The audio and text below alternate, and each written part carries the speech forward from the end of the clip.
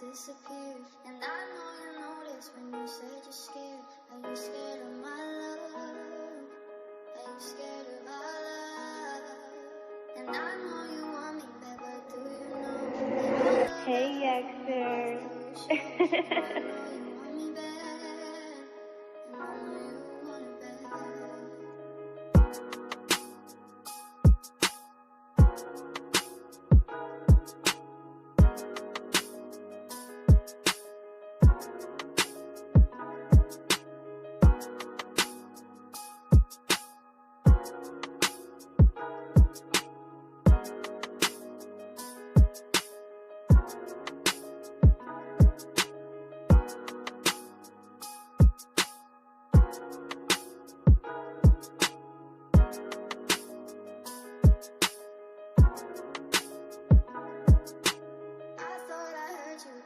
disappeared. And I know you noticed when you said you're scared. Are you scared of my love?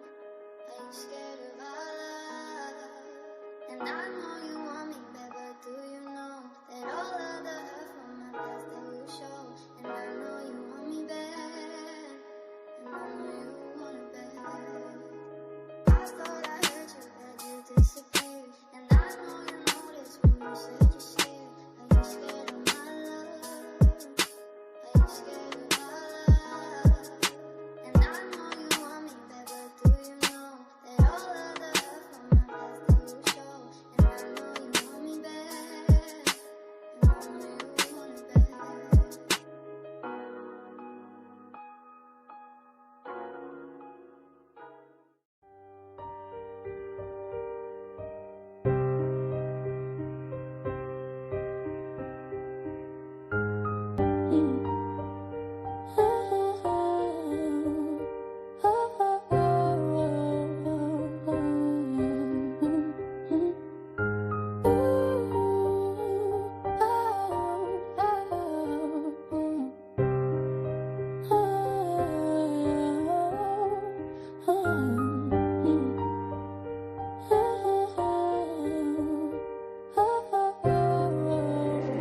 Hey, Yekcyr.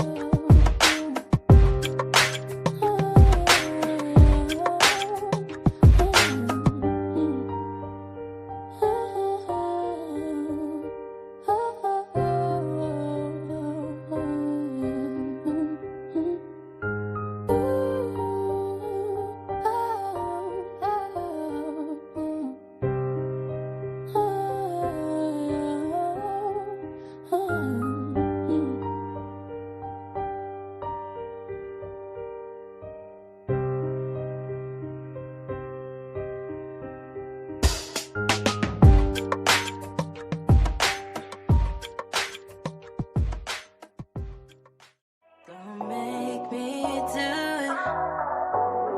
I'm ignoring Hey, all the Yekcyr. signs. I see right through it. You're gonna make me do it. I'm ignoring all the signs.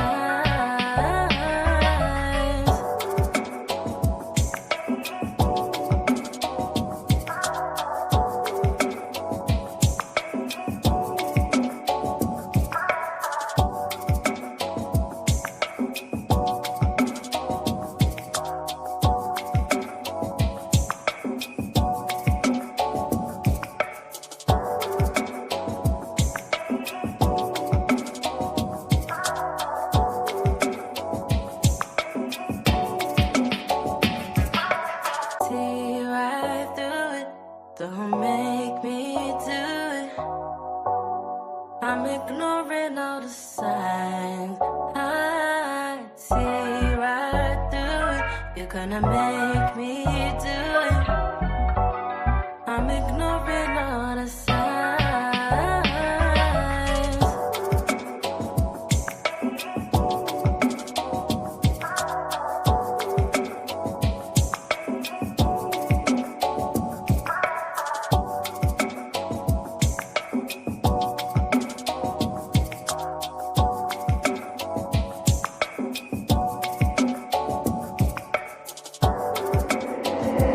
Hey, Yekcyr.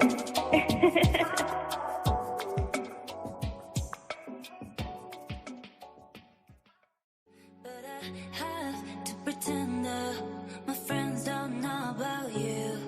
If we high, we'll be better. Baby, you got that style, that personality. You got that power.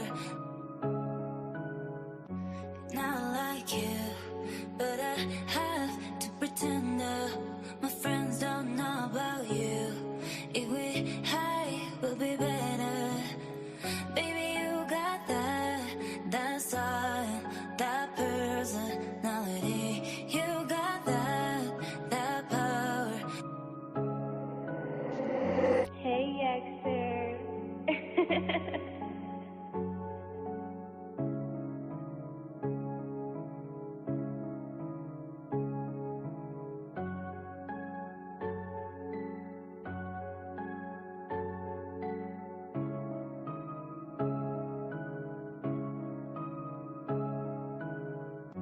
Not like you.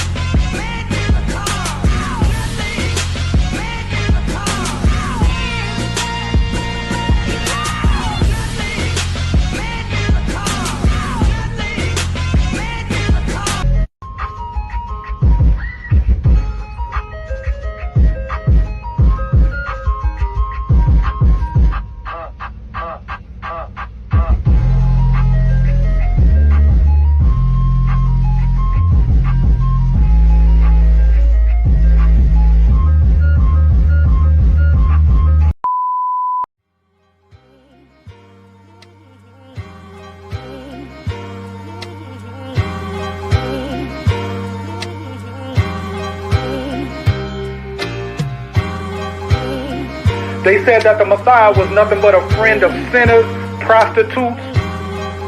If he was on the earth today, they would call him a thug. They would call him a nigger. Because that's who he came from amongst. He rose from out of the ghettos of Nazareth. But listen to what happened to the Messiah. Because John chapter 19 verse 30, when he was getting lynched, it says, when the Messiah therefore had received the vinegar, he said, it is finished. And he bowed his head and gave up the ghost. So even the Messiah, the King of Kings, died like a nigga. Hey, Yekcyr. Yeah.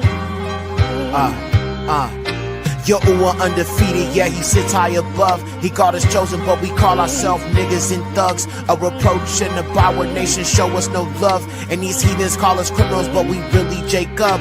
Prophecy coming to pass, dry bones waking up. Psalms 23, Father, please fill up my cup. Pour out the ruach of wisdom, fill your children all up. We got Stockholm syndrome, slave master all in our blood. And Yahushua HaMashiach, he the realest on earth. And the ruach of Yahuwah, it brought forward his birth. And the truth being offered, you don't want it, it hurts. Because he looks like the people who you treated the worst. He will smite our oppressors with a sword in his mouth. And no wonder the truth got you wrestling with doubt. Another innocent black man mocked, beaten, and lynched. In America, the police would do the same in a pinch.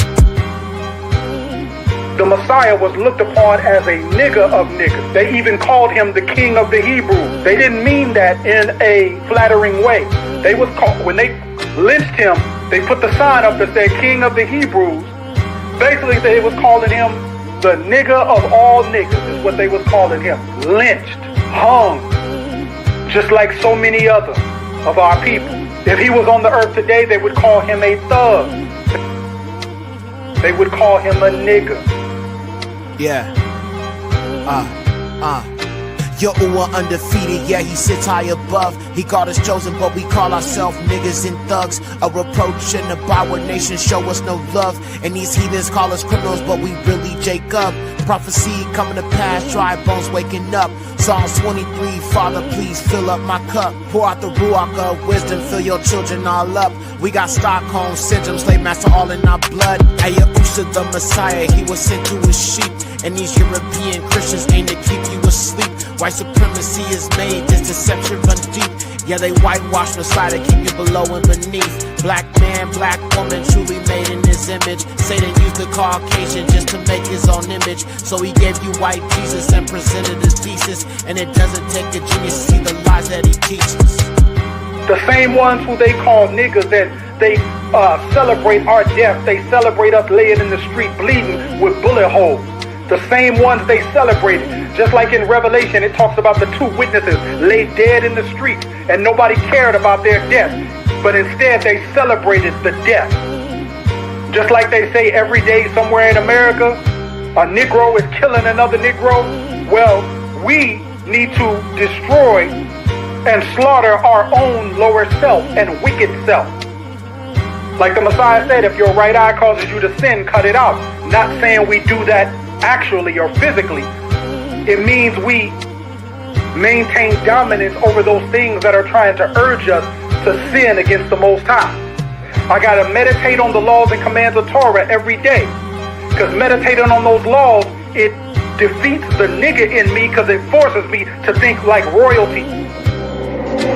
Hey, Yekcyr.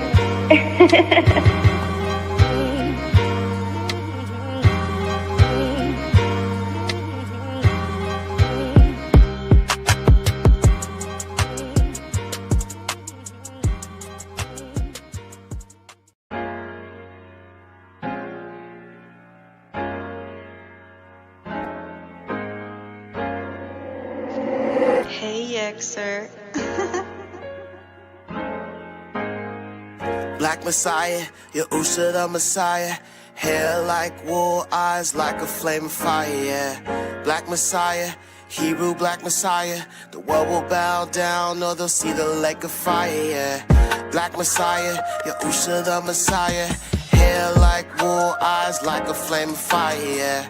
Black Messiah, He is the Messiah. This world will bow down, or they'll see the lake of fire, yeah. Don't you call me racist, once believed in white Jesus, until I read the Bible and it all fell to pieces. Truth trumps tradition, insurrection of this thesis. No beauty in your Usha, Romans gave him girly features. Messiah was a black man, not Arab, not an Afghan. You can't deny these facts unless you really just a madman, believing in a lie and these whitewashed images. The cost of this premise is guarded white privilege. Black Messiah, Yahusha the Messiah. Hair like wool, eyes like a flame of fire, yeah. Black Messiah, Hebrew Black Messiah. The world will bow down, or they'll see the lake of fire, yeah. Black Messiah, Yahusha the Messiah. Hair like wool, eyes like a flame of fire, yeah. Black Messiah, he is the Messiah. This world will bow down, or they'll see the lake of fire, yeah. Christianity is all white supremacy, a tool of control. It showed the pride of our enemies. Greatest weapon was a massive deception. You can keep someone a slave if you combat their perception. We were all taught white Jesus is the image of perfection, and the curse on the Negro is a darker complexion. And this Bible that I'm reading, not a white man's book, and the Messiah, I believe it had no white man's look. Nah, Black Messiah, Yahusha the Messiah.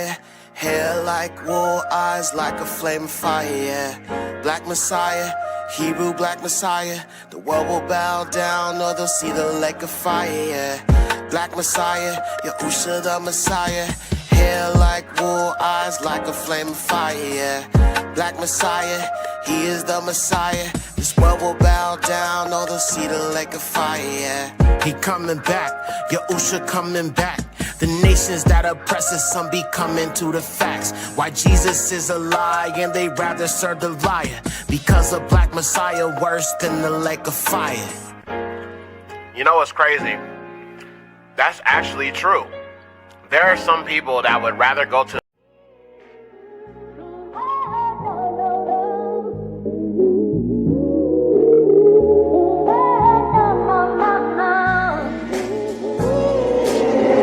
Hey, Yekcyr.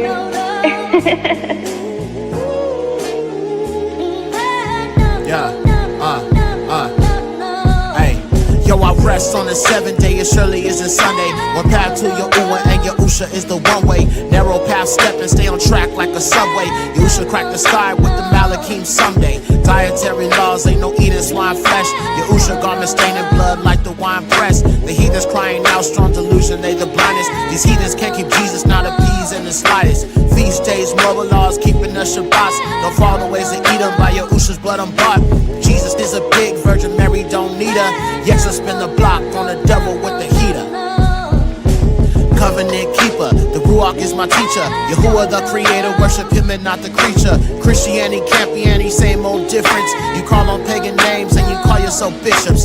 Heathens in these camps, Jacob giving up his birthright. Hugged up with these nations, white body like a termite. Reject the Messiah, yeah, your doctrine is Jewish. Scum of the earth, cause that doctrine is sewage. Yahusha in the Torah, you can't see it, you foolish. Committed to Yahuwah, it's a fact that I do this. You are my enemy if you an enemy of Torah. Destruction for the wicked, just like Sodom and Gomorrah.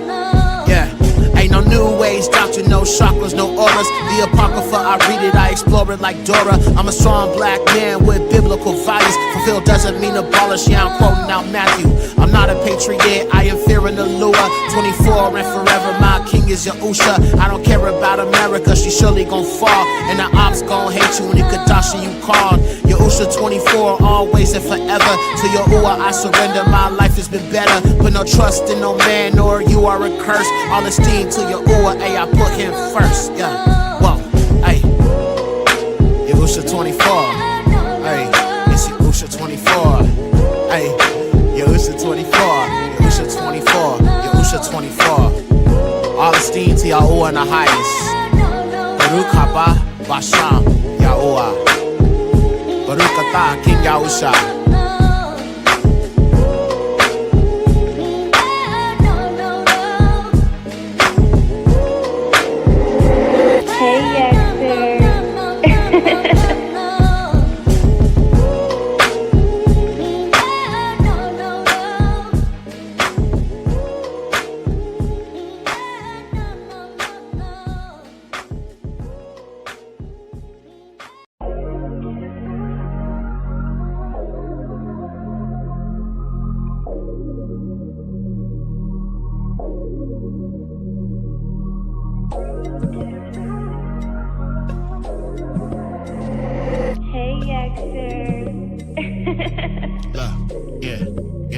Yeah. Lift your hands up a higher one time. You know the devil is a liar 2 times. And Yekcyr the Messiah 3 times.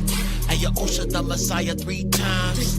Lift your hands up a higher one time. You know the devil is a liar 2 times. And Yekcyr the Messiah 3 times. And Yekcyr the Messiah 3 times. And Yekcyr HaMashiach, he was raised in the ghetto. Yeah.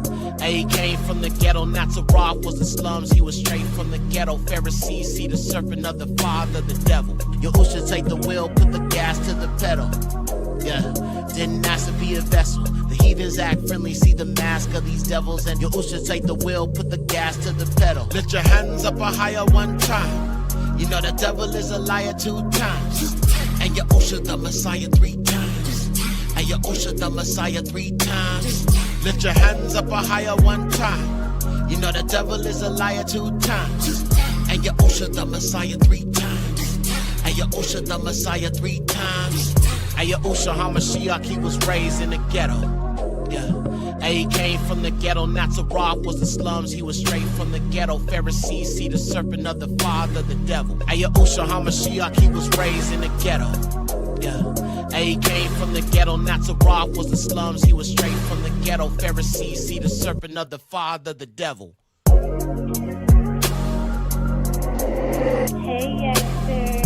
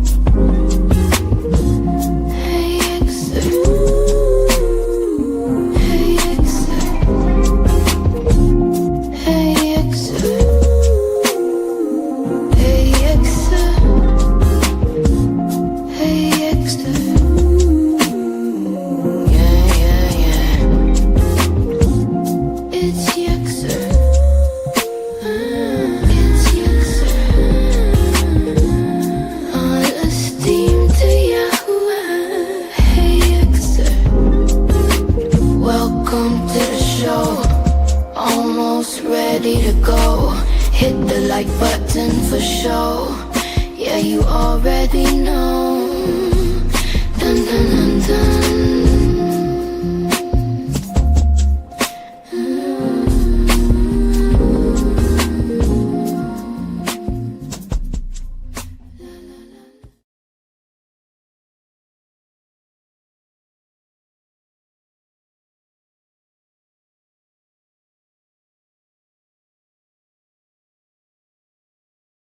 All praises, my bad, y'all. I had to go run to the kitchen and grab some water. You know what I'm saying? I realized I only had one water bottle. I was like, nah, bro. Gotta have water. All right, y'all. So all praises to the Most High. Shabbat shalom. Shabbat shalom. Can y'all hear me okay? Mic check. 1 2 1 2. There we go. Mic check. 1 2 1 2. Mic check. 1 2 1 2. Am I good? Give me a 1 if I'm good. Hold on. Just make sure everything's good before we jump in.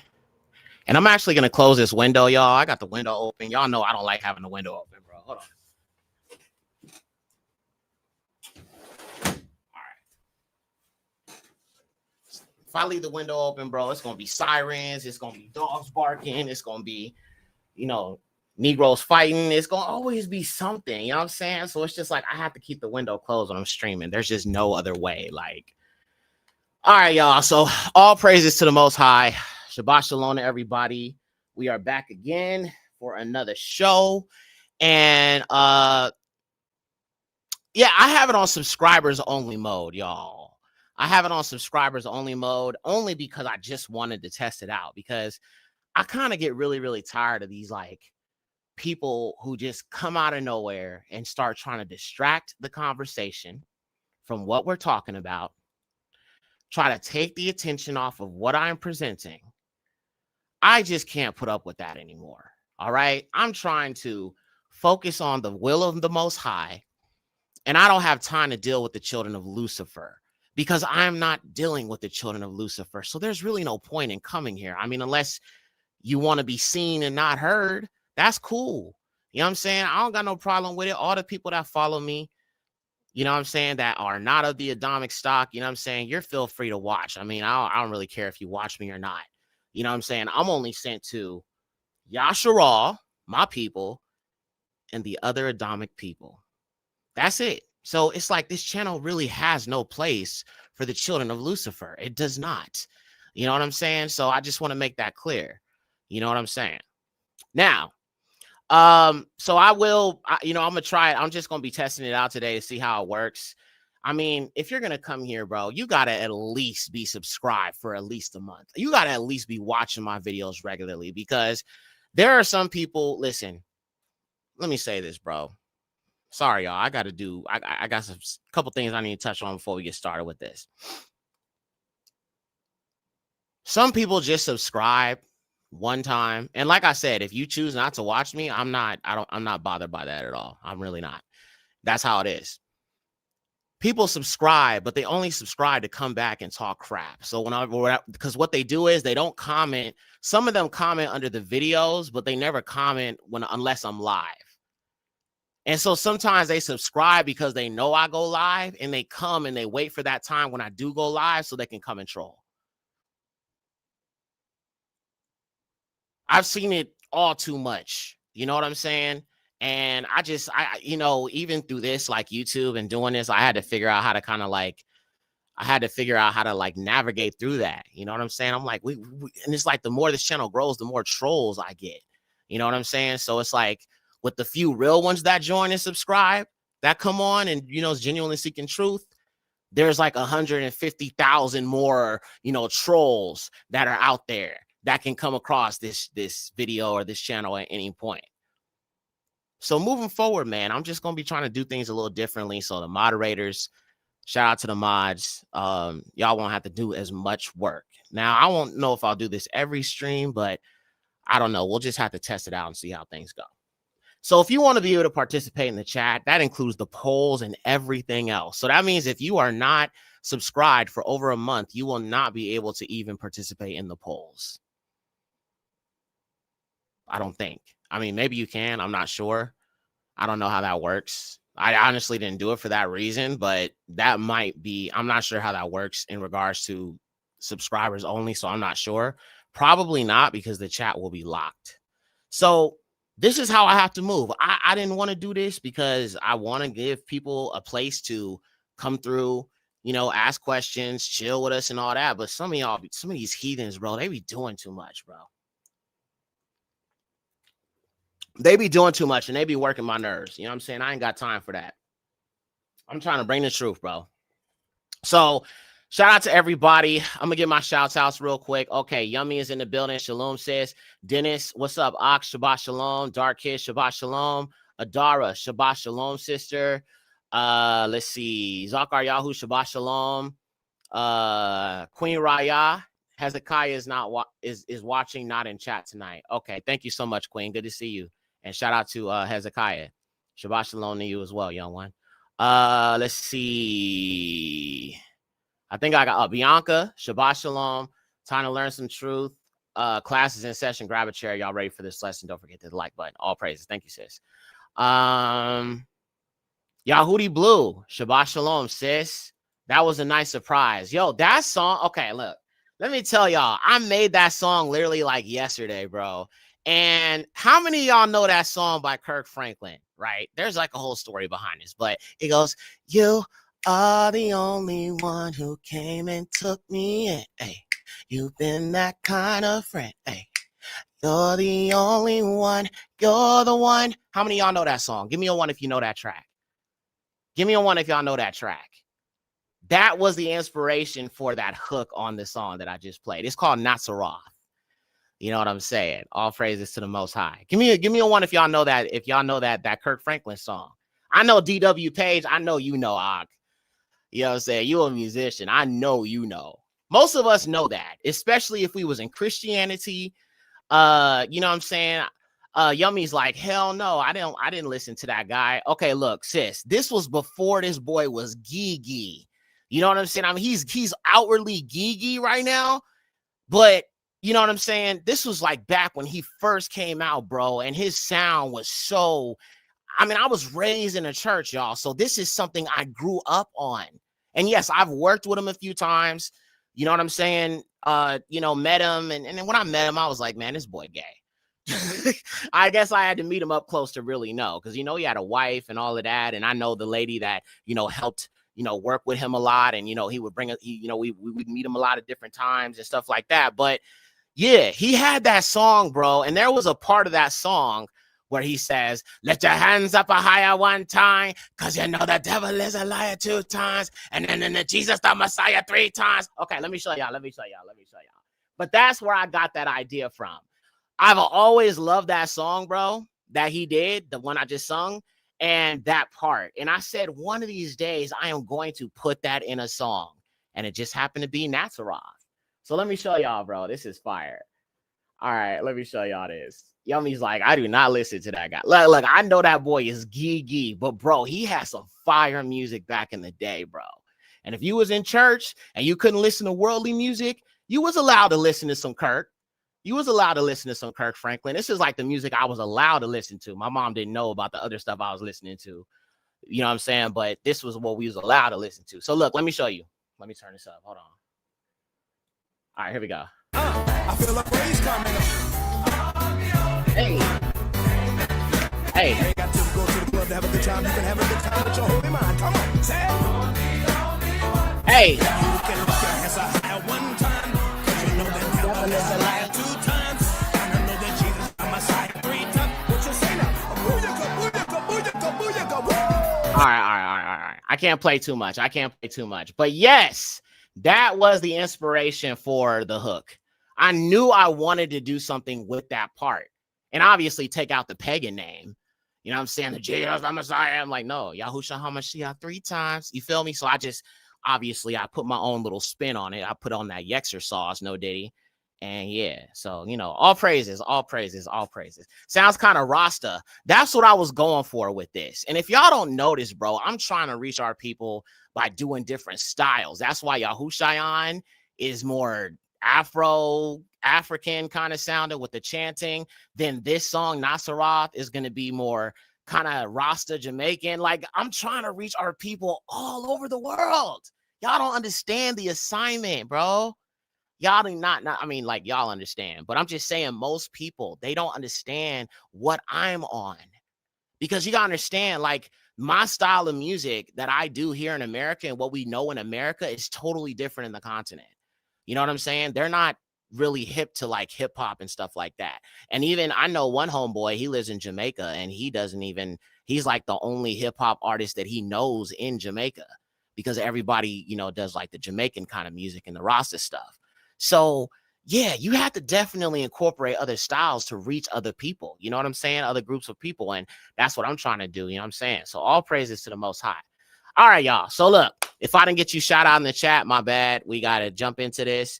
I got a lot I got to get into. And also, one more thing. I have to say this. This might sound jacked up, but he said, booyaka, booyaka, booyaka, booyaka. Woo! Right. Yeah. I was going to put that in the song, but it just didn't fit the beat. But I was thinking about it at first. I was like, a booyaka. Aya booyaka, aya booyaka, aya booyaka, whoa, aya booyaka, aya booyaka, aya booyaka, aya booyaka, whoa. Like I had that melody, but I was like, nah, that's a little bit too much. I would have really got into my old style, you know what I'm saying? And you know what I'm saying? So I didn't do it. But yeah, I like that part. You know what I'm saying? That's my favorite part of the whole song. You feel me? All praises to the Most High. Booyaka. All right, so all right, y'all. So let's go ahead and let's jump into this. Actually, I have a few more things I want to address before I jump off. I got a few more things. Here, let me say this real quick. All right, I feel like I have to say this. I know that some of our people have different belief systems on what would be considered pagan and what we're not to do while we are in captivity. I stand along the side of, I don't do anything heathens do. I'm good with the feast days of Yahuwah and the Shabbats. So if you choose to celebrate your birthday, if you choose to do Thanksgiving, because you'll turn around and say, well, Thanksgiving is in scripture, so I don't see what's wrong with Thanksgiving. I'm like, all right, nigga. These are really conversations I've had with people, bro. If you choose to do these things, bro, that's on you. All right. I just don't want to hear about it. I'm not interested in that.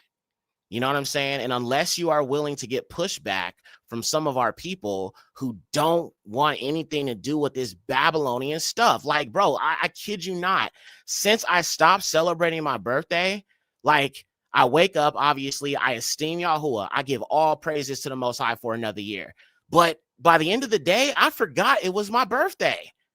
Because once I acknowledge to Yahuwah that I'm here and I lived another year because of his mercy, that's enough. I don't need you to know it's my birthday. I'm not going to tell you, you know what I'm saying? I don't want my mom telling me happy birthday. She knows not to do that. Like, I don't care, bro. So if you want to do that, that's fine. But the truth of the matter is, celebrating your birthday is pagan. It has pagan origins. Pagan nations did it. And it is also a Luciferian ritual. It is a Luciferian ritual. It is a Luciferian ritual. Any Israelite telling you it's not Luciferian, they're lying to you. It is a Luciferian ritual. And I'm going to show proof. I did a video on this not too long ago, but this seemed to be something that came up in a conversation. And I just think, honestly, our people are not very informed on the occult and people in higher positions who do these wicked, wicked things. You know what I'm saying? And you're doing it thinking it's harmless. And then somebody responded in the scripture or with some scriptures, and they took the scriptures out of context. And they're saying, well, Yahusha said that he was happy when Yehukanah was born. I'm like, yeah, he was.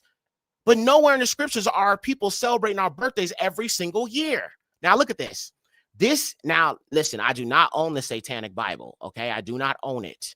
All right. But this is just a page that I found in my research that literally references that they do this because of their Luciferians. Look at this. The highest of all holidays in the Satanic religion is the date of one's birth. This is in direct contradiction to the Kadash Kadashim Yumim of other religions or appointed times of Yahuwah specifically, which deify a particular God who has created an anthropomorphic form of their own image, thereby showing that the ego is not easily buried. The Satanist feels, why not really be honest? And if you're going to create a God in your image, why not create that God as yourself? Children of Lucifer, right? Every man is a god if he chooses to recognize himself as one. So the Satanist celebrates his own birthday as the most important holiday of the year. There is no excuse. There is no excuse to do any of it. I'm not telling you you can't esteem Yahuwah when you have another year, but stop celebrating it, because now you're taking the attention off of Yahuwah and you're putting it on yourself. When you post it's your birthday, it's your baby's birthday, it's this, it's that, you're putting attention on y'all. I thought our attention is supposed to be on Yahuwah. There is, like, what are y'all doing, bro? Y'all talk about Babylon gonna fall. Oh, I'm done with Babylon. I can't wait to go. I can't wait to leave. I'm tired. But you're still holding on. You are still holding on, cuz. You are holding on to the little bits that you can grasp onto. When it comes to Yahuwah, bro, it's just, I do not compromise. I do not. And the thing about it is, another thing is, our people just don't understand their enemies enough. That has a lot to do with it too, family. A lot of it has to do with the fact that our people do not understand our enemies. They don't. They think they do. They think that they do, but they understand oh so little. And that's why you got people like me, Gates of Holder, Negro onlys, and many of our people to, Watchmen reports. You got many of us that have been talking about this and trying to get you to understand this a little bit more. But many of our people do not understand, family. They don't. They really genuinely don't. And that's why we have to try to wake them up. All right. So that's that. All right. Lastly, I want to say one more thing. The reason why I made that song is because a sister was being on some hating stuff. I said some things on Facebook that some of our sisters didn't like. I didn't say all. I always say some because it's not all. The truth of the matter is some of our sisters refuse to take accountability in any way, shape, or form. All they do is point the finger at black men and say it's always our fault. That is a problematic Jezebel manipulative spirit.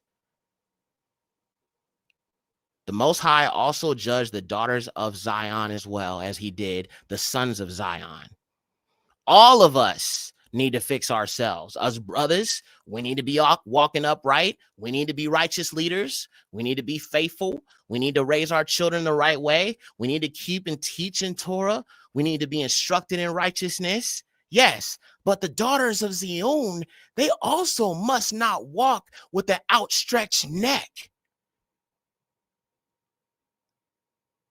The daughters of Zion were cursed because they walked with an outstretched neck. They didn't want to hear what a man had to say. They didn't want to hear what a brother had to say, even if it's for your own good. If you could sit there and point out my shortcomings and my flaws, but it could be for my betterment.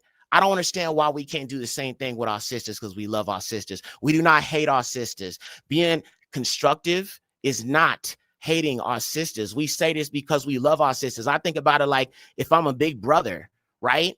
I'm going to be direct with my little sister because I care about her.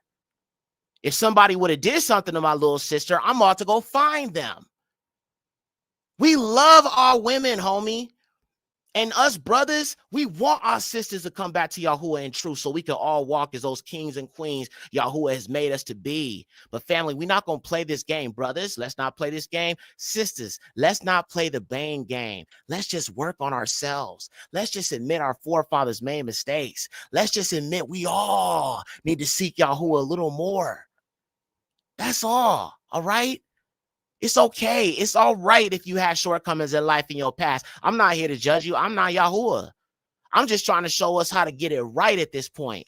Now that we in the truth. We love you, sisters, man. Don't you ever in your life fix your lips to say that I hate black women. After all the promoting of black marriages and black children and black families and all of this,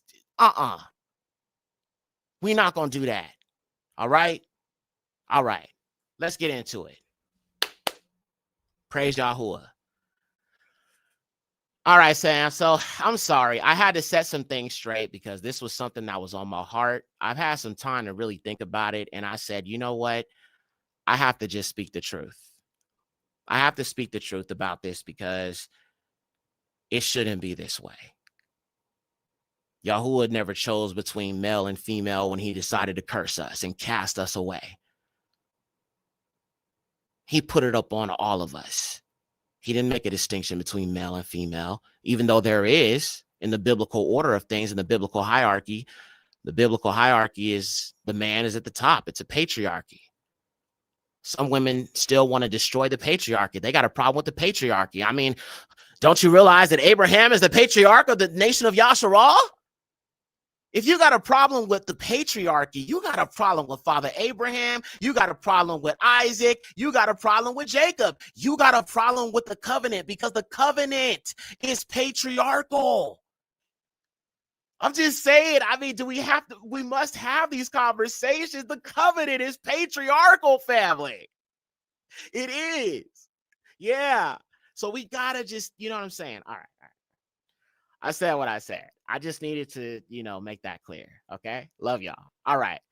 So getting to this next episode, the Melanin Series. So in our last episode, we talked a little bit about the whole situation with the skin cancer.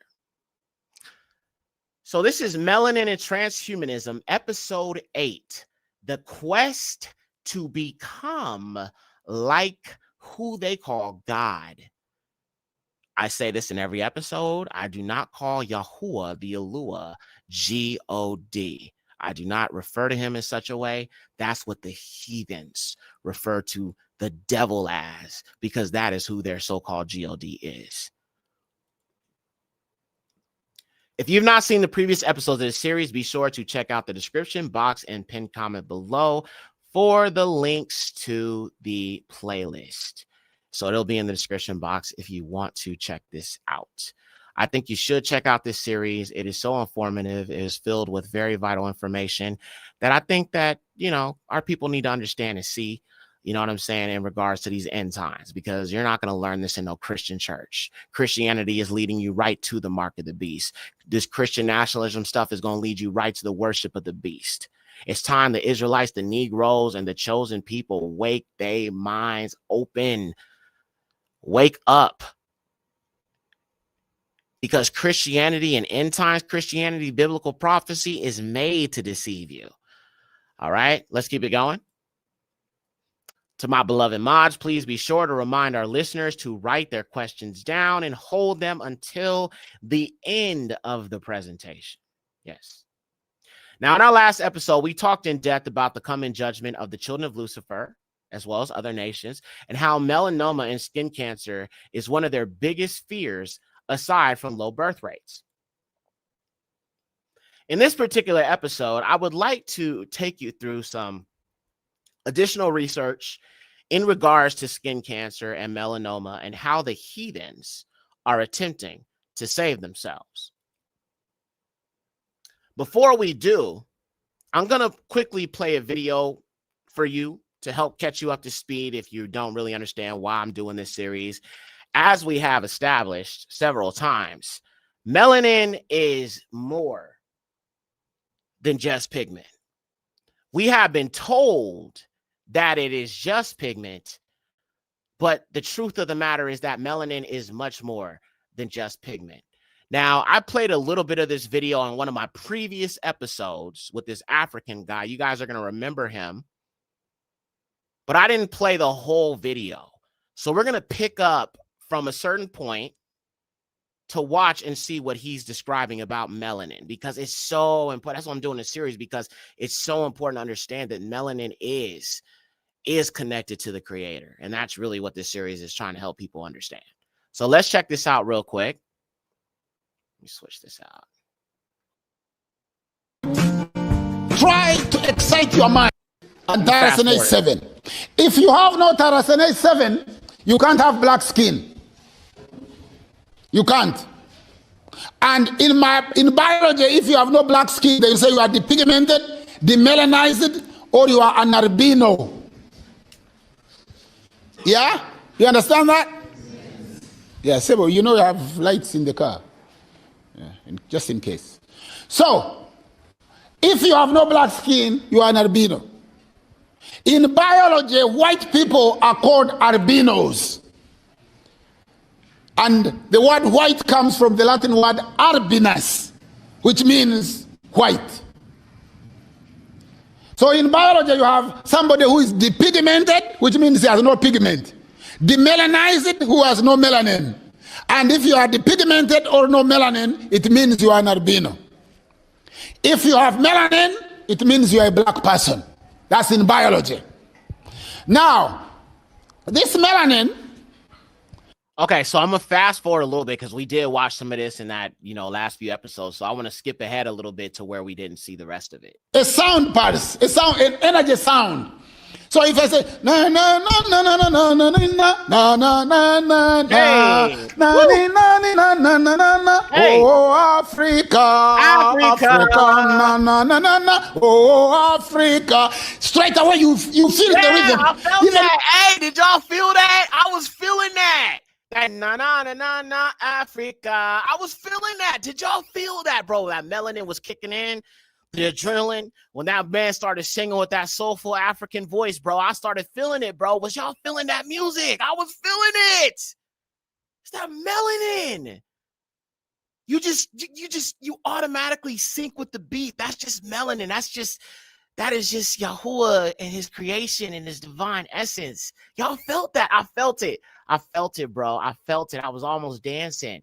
You feel what I'm saying? That's why I always play songs before I come on here, because I'll be kidding you not. When my songs are playing, I am dancing in the background. I gotta get away from my mic so I can dance, but you feel me? Yeah, I felt that.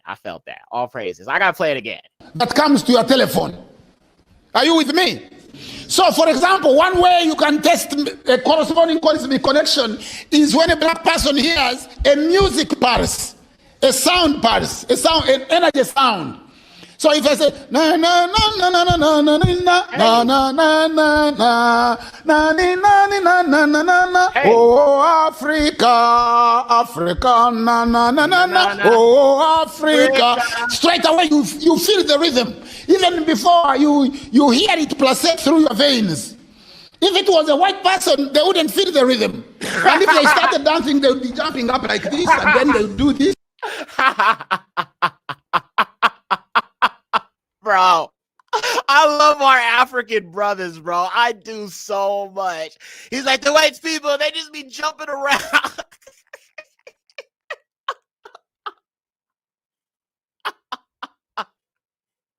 And that's what I've been trying to get y'all to understand, bro. They don't have a certain, there's things that they lack in regards to, you know what I'm saying, that melanistic connection to the Alua, right? So they just be jumping around like a bunch of party animals. You know what I'm saying? Like, you know, when you went to Disneyland and you saw like those tall Mickey Mouses and Goofies and stuff like that. And, you know, when you was young, you laughed, you thought they was cute. But as you got older, they were scary looking and it just looked weird and out of place. You know what I'm saying? Yeah, that's what that looks like with white people. Like no rhythm at all. They can't find it if they wanted to. They couldn't find the beat if their life depended on it. Action is when a black person hears a music pulse, a sound pulse, an energy sound. So if I say na na na na na na na na na na na na na na na na, oh Africa, Africa, na na na na na, oh Africa. Straight away you feel the rhythm, even before you hear it pulsate through your veins. If it was a white person, they wouldn't feel the rhythm. And if they started dancing, they would be jumping up like this, and then they would do this, and you know, they would not move in tandem with the rhythm because they don't have melanin. They do not have that corresponding cosmic connection. Okay, so that corresponding cosmic connection. Now, listen, let me just say this real quick, family. I get very, very careful about certain ideals, because then it can kind of trickle into spirituality and African spirituality. So when I start hearing people talk about the cosmos and stuff like that, I get a little, you know what I'm saying? So chew up the meat, spit out the bones. I believe in the highest. I believe in the highest. That is Yahuwah. So it's like there's nothing above that. Cosmos, none of that. It is he. It is him. It is the essence of the eternal all.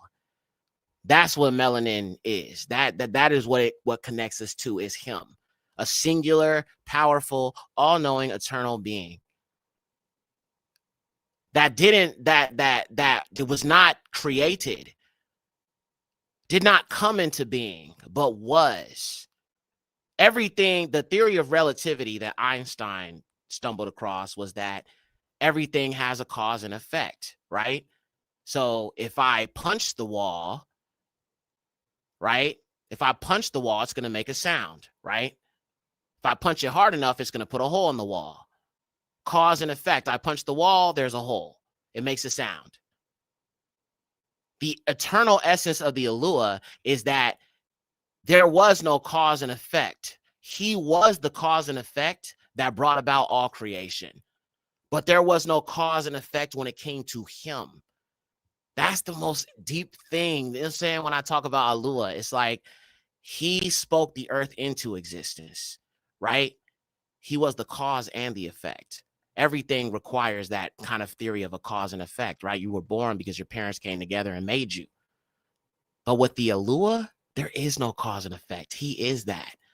Just powerful. All praises, all praises, all praises. I don't want to get too deep, bro, because when it comes to understanding the Alua, bro, I can get deep. Just saying. All right, let's keep going. The corresponding cosmic connection also means that you could be seated here and something happens to you, and your mother at home will see a leaf fall from a tree, and you'll say there's something wrong with my son. Or you could be going somewhere and you see a rat cross the road. You say, this is not a good thing. Yeah. So that nature works with you, not against you, to warn you. That is true. That is true. Black people specifically, we have a certain type of intuition about something. Now, some people might just say it's natural, you know, it's like a natural concept of like people just having like a certain sense about something. But something about Black people with us, it's like we sense situations, we can feel situations, and we know something is off. Usually Black people catch it before anybody else does. That's one thing I've noticed about us. We are very, very intuitive to our surroundings and just like what's going on and just like a vibe and a situation. You know what I'm saying? And we just like, nah, something ain't right. Like you could just feel it. Like, you know what I'm saying? It's like even back in the day when I used to go to like house parties and stuff like that, it's like, yeah, these niggas about to start shooting, bro. We out, bro. Let's get out of here, bro. These Negroes about to start shooting because it's time to dip. You know what I'm saying? That's how it was. You know what I'm saying? Even in the club, it's like, okay, we leaving the club. We need to get straight to the car because niggas going to be waiting outside at 2 a.m. coming from the hood, talking about where you from. You know what I'm saying? You might have to catch some phase because, you know, niggas going to be drunk, right? But they just might start shooting too. So there's that. But you just feel that in your spirit. You just feel that in that intuitiveness. Just like right now, in this moment, we as Black people, especially Yasharal, we know the scriptures, we know the prophecies, but we feel a shift. There is a huge shift that is happening right now. The shift is the children of Lucifer are starting to be exposed by their own people now. The mindset of people who are not white is starting to shift. Even these other people are calling out these Ashkenazis. They got a whole campaign to pay off politicians to speak good about that fake state of 1948. The world is turning on the Indo-Europeans, family. The world is turning on the children of Lucifer. I was talking to my Ak Dennis yesterday. Shout out to the Ak, he's in the chat, one of our mods. Big homie. I was talking to him last night, and we were talking a little bit about this. And we talked about the low birth rates. And how Yahuwah said he has made Esau small among the heathen. Small among the heathen.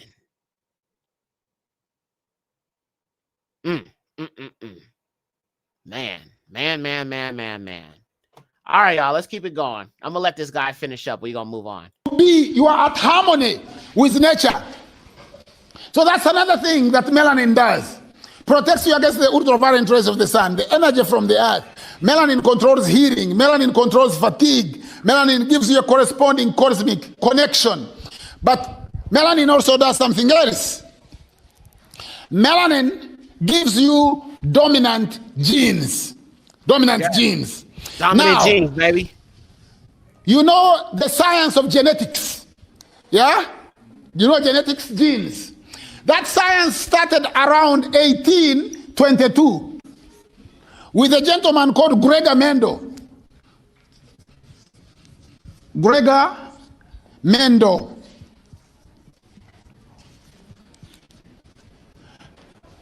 Gregor Mendel was an Austrian from Austria, and he was a Catholic priest from the Augustine monks. He was an Augustine monk Augustine was lived around the 2nd, 3rd, 4th century, no, 4th century AD, and he was the black person who lived in North Africa in a place called Horites, who wrote the laws of the Catholic Church. Because most of you think that, you know, white people brought religion and they, you know, and they taught you how to read and write. That's all not true. That's what we call his story, the white man's side of the story. It's not our story. It's not true. So I am just telling you that the great Augustine of Hippo was this bishop who wrote the laws of the Catholic Church. Now, the followers of Augustine are called Augustinian monks. And one of the Augustinian monks was Gregory Mendo, who lived in Austria around 1822. And in Austria, he was looking at genes, because at that time, white people were wondering where humanity started. Who were the first people to populate the world? And they thought that white people were the first people to populate the world. That's actually funny, family. Like, knowing what we know and knowing the truth, what, like, you know, white people thought that they were the first humans. Like, are you kidding me? That is hilarious. I'm not gay no more. I am delivered. I don't like men no more. I said I like women. Women. I said women. I'm not gay. I would not date a man. I would not carry a purse. I would not put on makeup.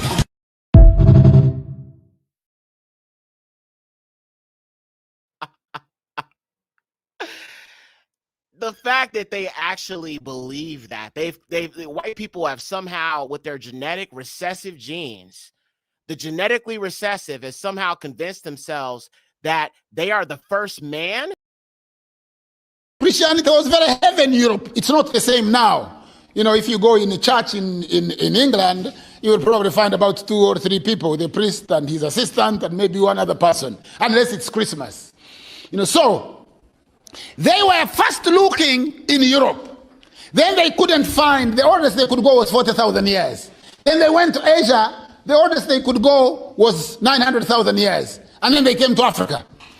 And the oldest they could go in Africa was about 1.5 million years. So Mendo wanted to find out, using genes, inherited characteristics. Because, you know, when a man meets a woman, in Africa we say you have a spiritual congress. European people say you have sex.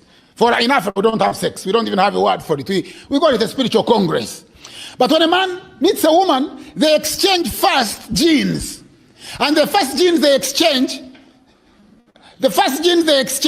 is called nuclear DNA. And you share, you know, almost equal sequence that sit on your chromosome. So you have a certain equal percentage from the male and the female. But there is a certain gene that the mother passes on to the child without going through the filtration process. That is called mitochondria DNA.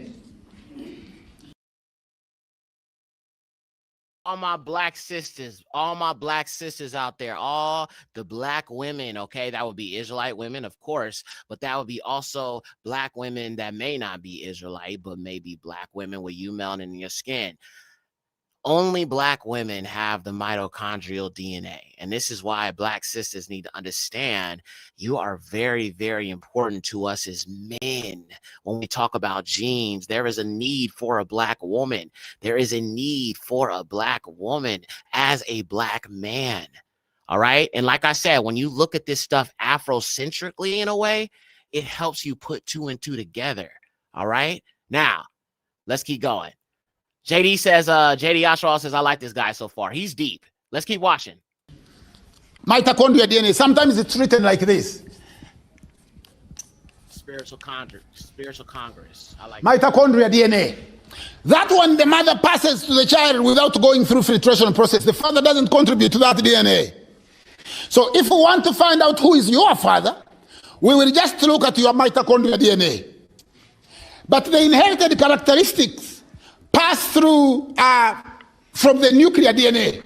So Mendel was looking at these characteristics, and he was looking at plants to see what does a father plant give to a child plant? What does a mother plant give to a child plant? And then he went to animals. And Mendel concluded that if you began with white people, you would you'd never have got black people. Because white people have what they call recessive genes. Do you study that? You study recessive genes? You also study dominant genes. You study that? Now, if you study recessive genes and dominant genes, you know that a recessive can never produce a what?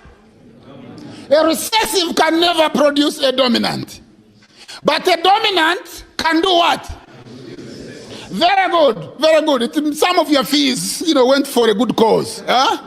If you know recessive genes, you can never stay away from that. Recessive genes. No two white cats can produce a black cat. No two white goats can produce a black goat. No two white cows can produce a black cow. Oh, praise the Most High. Oh, praise the Most High. Can I get an A-E-T-T-H? Yahuwah. A-E-T-T-H, Yahuwah. Praise the Most High. Melanin is from Yahuwah. Melanin is from Yahuwah. You esteem him right now. He is worthy. All esteem to the highest Yahuwah. Praise the Most High. Weak genes, trash genes, non-dominant genes. And that leads to their features. All these different mutations. And they're talking about they're the master race. Family. They told us that they are the massive race with recessive genes and a whole host of mutations. And you said you're the master race? Shit to do with me. Hey, that ain't got shit to do with me. That ain't got shit to do with me. Hey, that ain't got shit to do with me. They told us that they're the master race with a bunch of gorilla genes. Like, I'm tripping. Hold on, y'all. I made this graphic the other day. I thought it was pretty spot on. Let me show y'all this real quick. I posted it on Facebook about the Horites. The monkey man. It's a bit of a side note, but the Horites, I could imagine, looked like a certain type of creature, so to speak. Because when Jacob's sons saw Timnah the Horite, they didn't want nothing to do with her.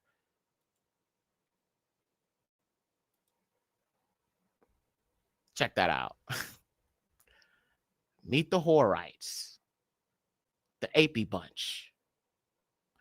These are biblical Neanderthals. Genesis 36, 19 through 20, these are the sons of Esau, and these are the chiefs. These are the sons of Edom, and these are the sons of Seir, the Horite, who inhabited the land. And these are the same creatures that came from that cursed bloodline of Canaan and Cain. And in my documentary, The Curse of Canaan 2, I am going to talk about and I'm going to reveal to you how this bloodline survived. I'm going to reveal to you how it carried on after the flood. All right. It was one of those women that Noah took to have those three sons. All right. There was a bloodline that from one of them women that got passed down. All right. And we'll get to that deep. We'll get deep into it, you know what I'm saying, in that film. But yeah. All right. So they try to convince us that they were the master race while having these recessive genes, making us hate everything about our dominant genes when they're using transhumanism to understand dominant genes, melanin, so on and so forth.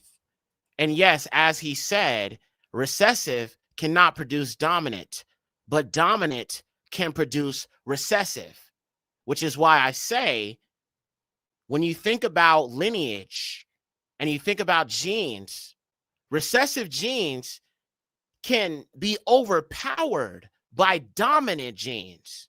So a person could be mixed, but you wouldn't even know because maybe their genes are more dominant and those recessive genes just do not show up.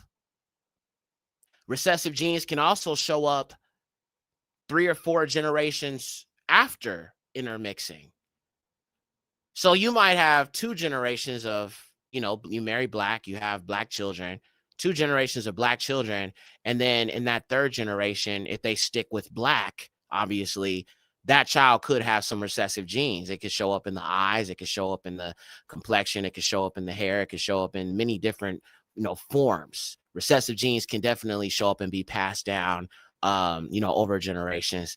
From what I've researched, as I looked more into this to study this and understand it a little bit more, because when I first came into this and I started making these films, I didn't really understand the intricacy and complexity of what it is with genes and DNA and stuff like that. So it's kind of taking me down a rabbit hole where I've had to actually study this and understand it a lot more. But one thing white people will not tell you is that recessive genes cannot make dominant genes. Recessive genes come from dominant genes. Dominant genes do not come from recessive genes. Let me say that again. Dominant genes do not come from recessive genes. Recessive genes come from dominant genes. Melanin is a dominant melanin. Pheomelanin, I guess you could say, could be a form of dominant melanin because the color shows, which is that pinkish, reddish, yellowish hue that you see white people with, right? But people with melanin in their skin have dominant genes. Those who have less dominant genes and some recessive genes, they look more Caucasoid. Now, when I talk about the different levels of melanin, as I said, when you look at a light-skinned woman or a red bone, she is still melanated and she still has melanin in her skin.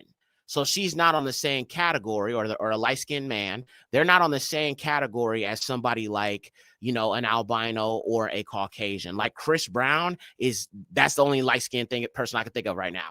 Chris Brown is obviously a melanated black man. He has melanin in his skin. You call him a yellow or you call him a light bright or something like that, but he still has those dominant Negro genes. All right. So he is, he does have that melanin. Brown melanin comes in darker pigment. It comes in a brownish pigment, a lighter pigment. You know what I'm saying? All of these different shades of brown. So always remember, just because a person's not super, super dark doesn't mean that they don't have melanin in their skin. All right? I just want to be clear about that, because I think sometimes people get a little confused when we're discussing this and we're discussing genes. And I do think that it's that's something sometimes I think has to be made clear so people don't get confused. All right, let's finish up this brother and we'll move on, y'all. Hit the like. Can produce a white chicken, and no 2 albinos, no 2 white people can produce a black person. Why? Because black is dominant and white is recessive. Which means what? It means you produced white people. If you had begun with white people, if Adam and Eve had been a white person, you would not be here. And do you understand that as scientists? So if you're a scientist, you look for science. Yeah? And you know what science is? Science is a phenomenon that is provable, number 1. Number 2, it is subject to experimentation. Number 3, if that experimentation is carried out in the same environment, you will achieve the same results. So science is not belief. Belief is the absence of fact. Belief is the absence of fact. I don't say I believe black people were the first people to populate the world. No. I know black people were the first people to populate the world because I can prove it. Do you understand that? You not only need to understand, but also overstand. Because maybe if you understand, you remain under. You need to come up, yeah, and overstand. So, here we go. Gregory Mendel is the father of genetics. If you study genetics, you are studying the science of Gregory Mendel. And that science of Gregory Mendel is about recessive genes and dominant genes. It's about genes. It is about what produces what. If you have a child with a white person, God forbid, and the child is born here, at birth the child will have less white genes and more black genes. As the sun hits this child, the body will begin to produce more melanin, and the child will begin to darken down. The nose will become wider, taking more hot air. You know, the eyes will adjust, and the hair will become good, just like these sisters. This is known in biology as phenotype adaptation. Phenotype, you know, the current response of the environment. You react to the environment. But for you to react to the environment, you must have melanin. Because if you don't have melanin, you can get cancer. So that is a phenotype adaptation. It means that you who has melanin is the most incredible, most powerful thing that you can have. You have no idea what melanin is, what being black means, what having black skin is. White people today, that's why I said go and look for this, melatonin. You will find thousands and thousands of products made out of melatonin. White people inject their lips to have fresh lips, like a black woman's or a black man's. Because white people have no lips. Their lips are almost like this. You know that. Those of you have seen white people. Yeah? They are cut short. There wasn't enough. Bro, I love this brother, y'all. I love this brother, bro. He is hilarious. Dude is hilarious, y'all. One more time. That was this Ak is hilarious, y'all. Because if you don't have melanin, you can get cancer. So that is a phenotype adaptation. It means that you who has melanin is the most incredible, most powerful thing that you can have. You have no idea what melanin is, what being black means, what having black skin is. White people today, that's why I said go and look for this, melatonin. You will find thousands and thousands of products made out of melatonin. White people inject their lips to have fresh lips, like a black woman's or a black man's. Because white people have no lips. Their lips are almost like this. You know that. Those of you have seen white people. You know? They are cut short. There wasn't enough material. But for you, being the first person, you utilize all the material to make yourself into a full person. Yeah? White people are injecting their breasts to have full breasts like a black woman. Because most of white people don't have, they have like flat chest. You sometimes see, is it a man? And now they wear trousers. Is it a man or a woman? And because of plastic, they also have beards. So you don't know whether you're really dealing with a man. But bro, this dude is brutal. This dude is fire. Oh man, bro. I'm telling you, listen, bro. I be telling our people, man, to those of us who know that our people are also in the continent, Yekcyr, Northern Kingdom, mostly. Get in contact with some people from the continent. This is something I've been saying for a while. There's a lot you can learn about Torah. There's a lot you can learn about esteeming and following and living for Yahuwah, Yahusha. Understand the Levitical laws, all of that. Like, I think that y'all should, or at least at the very least, family, at the very least, at least subscribe to some Bantu Israelite channels and start looking into Bantu history a little bit more. There's actually a Facebook group I can suggest to you. And I think they're on Instagram. They're all over the place, but they post a lot of stuff that's really, really good for you. Hold on.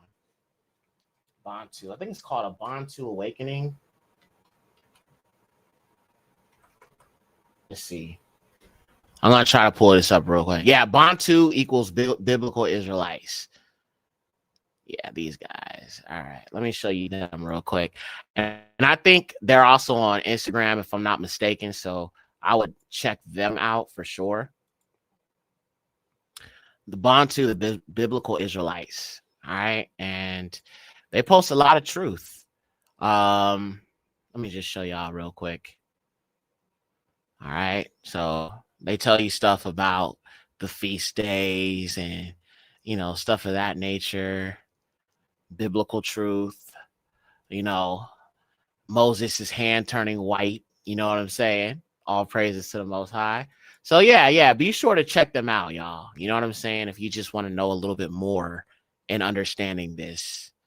I just got back from South Africa about a month ago. Oh, for real? How was it? How was you liking it? All praises to the highest. All praises to the highest, man. All praises. Country, white women are injecting their behind with melatonin so that they can have what they call cytopenia, the unusual accumulation of fat on the black woman's behind, you know? Whereas white women have what we call ironing board backside, you know, completely flat. There is nothing there. So there is nothing more beautiful than being a black person. Yeah. Nothing more powerful than being a black person. There is nothing more beautiful. Yes. All praises to the highest. Yada Yahuwah, man. Okay, family. All right, I'm going to pull up this next video here. So this is a lady that is suffering from not having that melanin in her skin. Got the okay from my naturopathic doctor to try the ivermectin cream. This is before any ivermectin cream, and the directions are to use it once a day. So I'm going to wash my face and apply that cream. Stand by. So I just put water on my face, no sulfur bar, because I think that actually irritates my skin more. I know a lot of people have had success with using sulfur soap, and a lot of messages that I've gotten have been along the lines of like, I've spent so much money between doctor's appointments and prescriptions, and this bar of soap wound up clearing everything up. It doesn't work for me. Sometimes I notice that it actually gets more bumpy. So I just water on my face, and now I'm going to use ivermectin. Okay, so I just put it on, and we'll see. I think ivermectin is generally good for dermatitis and rosacea. I also have heard that it's good for an overgrowth of mites on your face. So dang, yeah, bro. we'll see. Bro, do you see how it's like caked up on her forehead and it's caked up on the sides? Like, I'm talking straight cake, bro. Like, I'm talking about Baskin Robbins ice cream cake. Like, you know how the ice cream cake is like layer upon layer upon layer, like wedding cake status. Like, you know what I'm saying? You got the married couple in the middle of the little pagan cake, and you got the little tower of the cake. Bro, her stuff is caked, cuz. Straight up caked. Being melanated is a beautiful thing, bro. She got skin cancer, sis. Well, it's not skin cancer, but this is from the melanoma. It's a form of melanoma that she's suffering from. Send a good vibe my way. Yeah, man. That is crazy, y'all. That is crazy. All right, let me show y'all this next thing. Oops. With invasive malignant melanoma, which is skin cancer. It is the most deadly form of skin cancer, according to our friend Dr. Nicole Saphier. But if it's caught early, it has a 5-year survival rate of 100% roughly. And thank God I caught mine very early. I saw something. I said, that doesn't seem right. I went in, they checked it.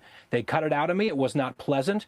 I just want to take this opportunity with your audience, and I so do appreciate it, to urge every person listening to my voice. It's a small hassle. It is an inconvenience. I get it. But get in touch with a dermatologist and go get your skin checked once a year. It could save your life, literally. You know what's crazy? In my family and growing up as a black person, these are not conversations black people have with each other about skin cancer. I didn't really understand what skin cancer was until I started doing this series. So a lot of this information that I'm showing to you seems like is some of it's old to me because I researched it to bring this to you, but a lot of this stuff is new to me in my recent research of putting this series together for you guys. So this is just so deep. All right, let me show you this next thing.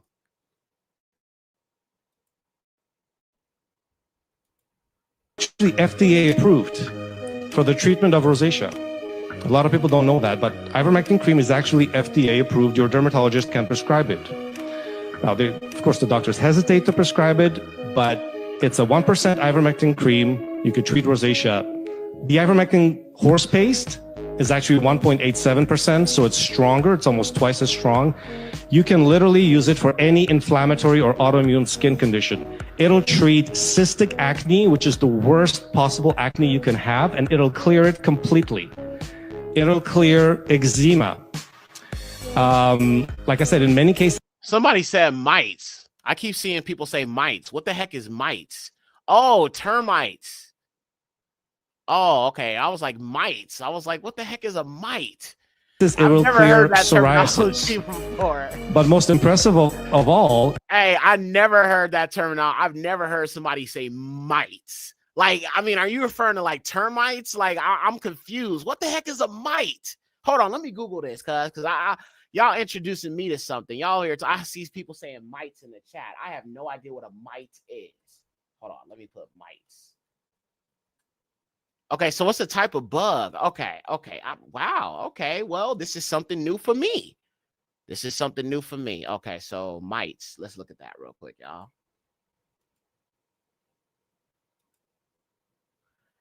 Okay, so it's a type of bug. Interesting. There are termites and there are mites. They're different. Okay, sis. I mean, to be real with you, as a black man, this is so unfamiliar to me because, you know, we don't got these kind of problems. All praises to the highest. But yeah, these are mites. And yeah, I guess these, they mostly go after Caucasians. Yeah. Very, very interesting. And in this series, I'm also going to get into the propensity and why white people get lice and ticks and why they're more attached to the straight hair versus woolly type hair. We're going to get a little bit more into little red ticks. Ugh, yuck. Ugh. I hate bugs, man. I do not like bugs, bro. Wow. I didn't know about the mites thing. Shabbat Shalom, Aki Yekcyr. I'm front row seat watching this amazing YouTube video lesson. All praise to the Most High, y'all. All right, I appreciate you, Aki. Shabbat Shalom to you. Mice are small insects like fleas. Birds get them, and white people get them like lice. Ugh, nasty. All right, y'all. Let's get back to it. I just wanted to cover that real quick because I never heard of the word mites before. Clear skin cancers, and I now have tons of testimonials from patients who had either basal cell carcinoma, squamous cell carcinoma, melanoma. They started applying the horse paste twice a day. Within a couple of weeks, you see the skin lesions start changing. You can see it. Just after a couple of weeks of application, the lesion starts changing, it starts getting smaller, and after a month or two, it may fall off completely and it's gone. You can treat any skin cancer with ivermectin paste, the horse. Now, to those of y'all who are truthers, during the whole pandemic thing, give me a 1 if you guys remember when they were pushing the lollipop. That's what people call it. Y'all know, the VXX. How many of you guys remember that there were some people online on social media that were suggesting ivermectin instead of the wham wham?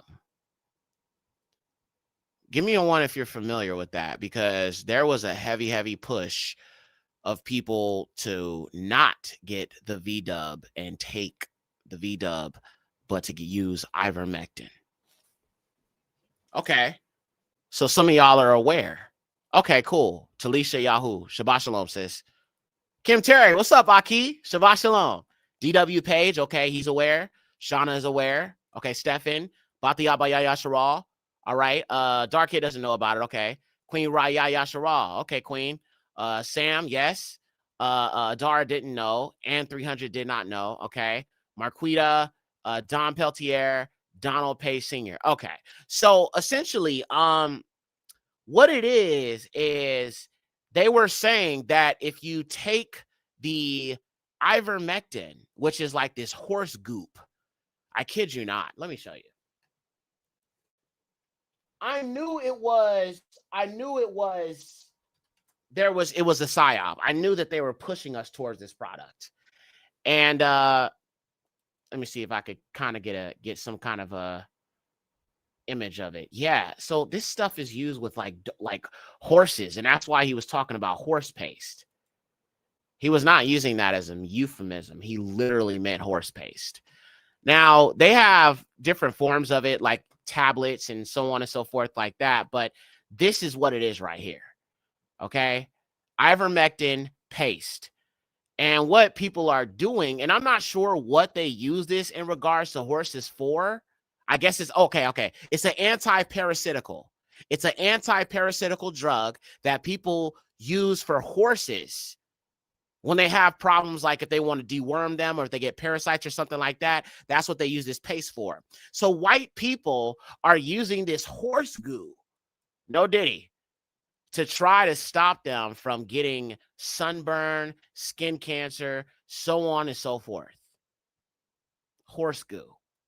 I even remember back then, like during the whole pandemic, like when Jimmy Kimmel was pushing to take the VXX, you know, he was like trolling the conservatives who were talking about, you know, this. So the reason why I brought that up is because in this video, this guy is mentioning this horse goo, this same horse goo that was mentioned back in 2021, 2022 during the whole pandemic. And it was being pushed, and I knew it was a psyop, and now it's also being pushed. Not only was it saying it was being pushed to cure a person if they have the C to the V to the D, so they don't have to get the V dub or the wham wham, but now we're starting to find out that it somehow is supposed to help with skin cancer. Huh. So maybe underhandedly, this is why, because like I said, most people I've seen talk about ivermectin during the C to the V to the D pandemic were white people. Now it all is starting to make sense. Now it is all starting to make sense. All right, let me go back to the part he said about ivermectin, because now that we understand that there was some sort of an agenda, but it's connected to the horse goop. So just in case you were listening to him, you're like, horse goop, what is he talking about? Now you get what he's saying, because he's actually talking about horse goop. So let me rewind it. $8-9 horse paste. There we go. Like I said, in many cases, it will clear psoriasis. But most impressive of all, it will clear skin cancers. And I now have tons of testimonials from patients who had either basal cell carcinoma, squamous cell carcinoma, melanoma. They started applying the horse paste twice a day. Within a couple of weeks, you see the lesion, the skin lesions start changing. You can see it. Just after a couple of weeks of application, the lesion starts changing, it starts getting smaller, and after a month or two, it may fall off completely and it's gone. You can treat any skin cancer with ivermectin paste, the horse paste, the $8-9 horse paste that you get at whatever veterinary supply. All right. Mark Guida says it is anti-parasitical, and most cancers have parasites at the core of it. Totally makes sense. Here's the thing, though. I don't think ivermectin is exactly what they're trying to make it out to be. I don't think that it was effective during the C to the V to the D pandemic, nor do I think it's going to stop the judgment of Alua. That's ultimately what it is. I don't care if you got SPF 1000 on, all right? Nothing is going to stop the judgment of Ha'alua, Yahuwah. Nothing's going to stop that. So these skin creams is just desperation for them to try to overcome something. Akeem, I never get alerts anymore. I don't know why. Wait, is that Akeem? Dang, Ak, I ain't seen you in a minute. It looked like you changed your name or you got a new account or something, because At first I was like, is that Akeem? I was like, I don't know if that's him, but welcome back. All praises. All right, now let me go ahead and show y'all this next thing. I'm just taking y'all through some videos here. All right, so let me also, like I said, these white people, they want to convince black people that they need to use sunscreen. Okay, do not listen to these people. All right. Because sunscreen, as I mentioned in the previous episode, is extremely dangerous to melanin. It is extremely dangerous to you. It is not a good idea to use sunscreen, but I'm going to just play a video from a brother who is a dermatologist, and he's going to explain why you don't need it. Does not prevent skin cancer in black people because sun exposure is not associated with skin cancer in black people. It's that simple. There have been numerous studies looking at the relationship between sun exposure and skin cancers across various races, ethnicities. None of them have reliably shown an association between sun and skin cancer in black people. So any dermatologist, esthetician, or skin influencer saying that black people need sunscreen for cancer prevention is not telling you the truth. I'm a skin cancer researcher and dermatologist in the United States, and I've written extensively about this. I've published a seminal articles summarizing the data in this space. And quite frankly, I'm probably among the most knowledgeable on the planet about this very narrow area of science. Even if you step back and use common sense, if the sun was such a powerful risk factor causing skin cancer in black people, wouldn't there be epidemics of skin cancer in areas of high sun in a lot of black people, such as the Caribbean or sub-Saharan Africa? And before somebody brings up Bob Marley, who did die from melanoma, was on his toe. And when was the last time you got sunburned down there? So just stop it. I hope this clears things up. I'm new to this video content thing, but if you want more content like this, please like, share, or drop a comment, and maybe follow. Until next time, stay moisturized. And yes, that is actually something I found out today. I did not know that Bob Marley died from melanoma. Let me pull that up.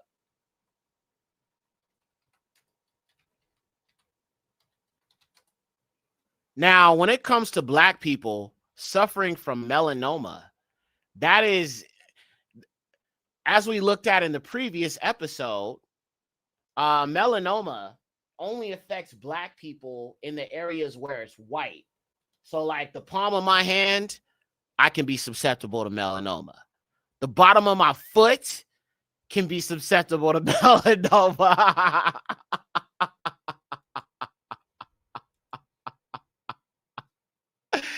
And Bob Marley, Bob Marley's father was actually Jewish. But even that aside, he was he definitely, and that's why I say sometimes you can't really go off of looks, because you could have somebody that looks completely Yahudi like Bob Marley, but actually be a heathen. You feel what I'm saying? So let's go to his page real quick and let's read about his passing. Let's see here. Okay, lineup changes, religion and beliefs, illness. Okay, so it says, here we go. Illness. In July 1977, am I sharing my screen? Okay, I am. Okay, all praises. Okay. In July 1977, I just lost my place. Uh-oh. Hang on, y'all. Okay, there we go. I just literally, wait. Oh, hold on, y'all. I literally just lost my place. I have no idea what just happened. Let me switch it back over. Give me a sec. All right, we're back on Wikipedia. I don't know what just happened. It just knocked me off the page. Okay. In July 1977, Marley was diagnosed with a type of skin cancer under the nail of his right big toe. Now, that is another place you can get it. You can get melanoma literally underneath your freaking fingernails. You know why? Because it's white. I'm sorry. I just find that so hilarious. Like if black people are to get melanoma, it's going to be in the places where it's white. I just find that so hilarious. So it was under this man's toe, cuz. That's crazy. All right. But, you know, it's white there, so it makes sense. A type of skin cancer under the nail of his right big toe. Contrary to urban legend, this lesion was not primarily caused by an injury during a football match that year, but was instead a symptom of already existing cancer, okay? Marley had to see 2 doctors before a biopsy was done, which confirmed acral lentiginous, which is a type of skin cancer, usually forms as a mole, okay? Melanoma. Unlike other melanomas, which usually appear on skin exposed to the sun, acral lentiginous melanoma occurs in places that are easy to miss, such as the soles of the feet or under toenails. Interesting, okay? Although it is the most common melanoma in people with dark skin, it is not widely recognized and was not mentioned in the most popular medical textbook of the time. Marley rejected his doctor's advice to have his toe amputated, which would have hindered his performing career, citing religious beliefs. Instead, the nail and nail bed were removed, and a skin graft was taken from his thigh to cover the area. Despite his illness, Marley continued touring and was in the process of scheduling a 1980 tour. Shortly after Marley's health deteriorated as his cancer spread throughout his body, the rest of the tour was canceled, and Marley sought treatment at the Joseph Clinic in Bavaria, Germany, where he underwent an alternative cancer treatment called cells treatment, partly based on avoidance of certain foods, fluids, and other substances. After 8 months of the alternative treatment failing to effectively treat his advancing cancer, Marley boarded a plane for his home in Jamaica. During the flight, his vital functions worsened. So basically, the cancer spread throughout his body, and he ended up dying from it. But this area that this melanoma was affected was underneath his toe. Like, well, not underneath his toe, but underneath his toenail, which is so crazy. You know what I'm saying? But wow. Bati Abaya Yashar says, I remember all of that. Yo, all praises to the Most High, man. All right, y'all, let's keep it going. I've got more that I need to show ya. Now, we looked at all that, and I'm going to pull up this next thing here. I have a quick article that I want to pull up here. Give me 1 second. So this is an article that I came across earlier today, actually, and I wanted to share it with you guys. Melanin content of hamster tissues, human tissues, and various melanomas. And this is written by Karen P. Watts, Ralph G. Fairchild, Daniel N. Slotkin, Dennis Greenberg, Samuel Packer, Harold L. Atkins, and Stephen J. Hannon from the Brookhaven National Laboratory. It says melanin content, percentage by weight, was determined in both pigmented and non-pigmented tissues of Syrian golden hamsters bearing green melanoma. Melanin content was also measured in various other melanoma models and in 9 human melanomas, as well as in selected normal tissues. The purpose was to evaluate the possible efficacy of chlorpromazine, which is known to bind to melanin as a vehicle for boron transport in neuron capture therapy. Successful therapy would depend upon selective uptake and absolute concentration of borated compounds in tumors.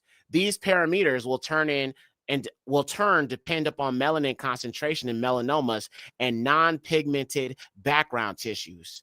Hamster whole eyes. Hamster melanomas and other well-pigmented animal melanomas were found to contain 0.3 to 0.8% melanin by weight, whereas human melanomas varied from 0.1 to 0.9%, average 0.35. Other issues, with the exceptions of skin, were lower in content by a factor of 30. Melanin pigment was extracted from tissues, and the melanin content was determined spectrophotometrically. There we go. Measurements were found to be sensitive to the presence of other proteins, and previous procedures for isolating and quantifying melanin often neglected the importance of removing proteins and other interfering non-melanic substances. Isn't it crazy how there's so many different words that correspond to melanin? I've always found that to be so interesting, fam. All right, we'll stop there. All right, I'm going to show you one more thing, and then we are going to move to the next part of this session. So I wanted to show you this other article that I have here in regards to the study of vitiligo and melanin. So they are also finding a way to try to repigmentate somebody, right? So obviously, you know, there is leprosy. Leprosy has been around since the ancient days. What is called vitiligo properly in the context of today, they are also trying to find a way to study melanin to repigment someone who has vitiligo. But I also think a lot of times these studies are really more so them studying the non-melanated people. So people who never had melanin, people who are depigmented are people who were melanated and they lost their melanin at some point. But there's also people who never had melanin to begin with, but they had the field melanin, the animal melanin. So we're going to look at this report here because they are also using this technology to try to study how they can increase melanin in their skin by studying what is called vitiligo. So let me go ahead and pull that up. Give me 1 second. All right, here we go. So it says correlating melanin index to repigmentation potential, a novel prognostic tool in vitiligo. So it says vitiligo prevails to be a skin disease with endless possibilities, but no promises. Despite substantial research in pathogenesis and therapeutic modalities, the literature is deplete with technologies to predict the probabilities for repigmentation with or without therapy in the common generalized vitiligo. Aim to correlate pre-treatment melanin index in skin, patches of non-segmental vitiligo to probable extent of repigmentation following 6 months of monotherapy with a topical corticosteroid. Methods. A prospective study was conducted, including third patients of vitiligo and their melanin index, melanin value, and pigmentation index. In representative skin lesions was a determined using Mexameter, MX18. Okay? Do y'all remember how in that video about the guy was talking about the second exit, that Yahudi? I've shared the video here several times, but he talked about how they will have a machine that will be able to determine how much melanin you have in your skin. Something to think about. Patients were studied under 3 groups, A, B, and C, based on the obtained melanin indices and the extent of repigmentation following 6 months of topical therapy with mometasone, folate, 0.1 cream was correlated with pre-treatment melanin indices. Conclusion. Melanin index in depigmented lesions is a useful indicator in the management of non-segmental vitiligo to predict the repigmentation and to choose the appropriate treatment option. Mexameter is a simple, non-invasive, low-cost staging and monitoring device to estimate the melanin reservoir in vitiligo. So they do have a way with technology that they can measure what is going on with the melanin content.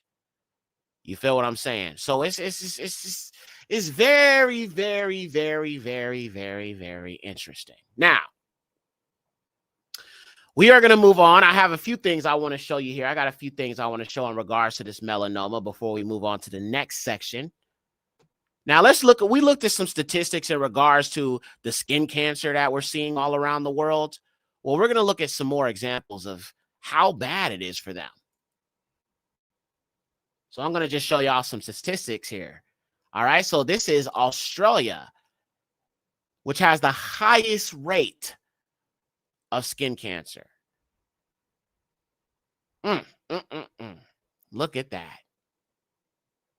And we talked about that. We talked about Germany, Australia. We talked about France, Belgium. A lot of these places where the Europeans are, you see, have the highest skin cancer rates. Let's look at some more information. I got some more statistics I'm going to pull up here. It is a wrap for them, bro. It really is. Let's look at this. Skin cancer prevalence. AIDS standardized estimated prevalence of skin cancer per 100,000 inhabitants. So red would be the lowest of the low, and the yellow would be between 10 to 49, 10 to 49, which would be like the highest. Bro, they are cooked. They are seriously cooked, bro. Look at that. Highest: Netherlands, Norway, Denmark, Turkey, Albania, Moldova. Boy, oh boy, oh boy. That's why I'll be like, man, you can't let these people get you mad, bro. It's like, if you look at what's going on right now, let's look at some more of this. Rates of skin cancer in the countries with the highest number of skin cancer cases worldwide in 2022 per 100,000 population. You got Australia, then you got the United States, then you got United Kingdom, Canada, France, Italy, Germany, Russia, Brazil, China, all together collectively the world 3.2. Man. Ain't that crazy? Ain't that crazy, bro? Now, somebody mentioned the Revelation 2939s. Like I said, all of them are getting that smoke. Israel's skin cancer rate, second highest in the world. The skin cancer rate in Israel is among the highest in the world. The Israel Cancer Association reported yesterday at the end of 2000, there were 3,631 skin cancer patients in Israel, and around 200 die every year from disease. Ain't that something? Okay, the Indo-Europeans, I keep telling y'all, bro, man, all Indo-Europeans are being judged right now. They are all being judged. Let's look at some more information. Skin cancer facts. More people are diagnosed with skin cancer each year in the U.S. than all other cancers combined. Let me give that to you again. More people are diagnosed with skin cancer each year in the United States than all other cancers combined, y'all.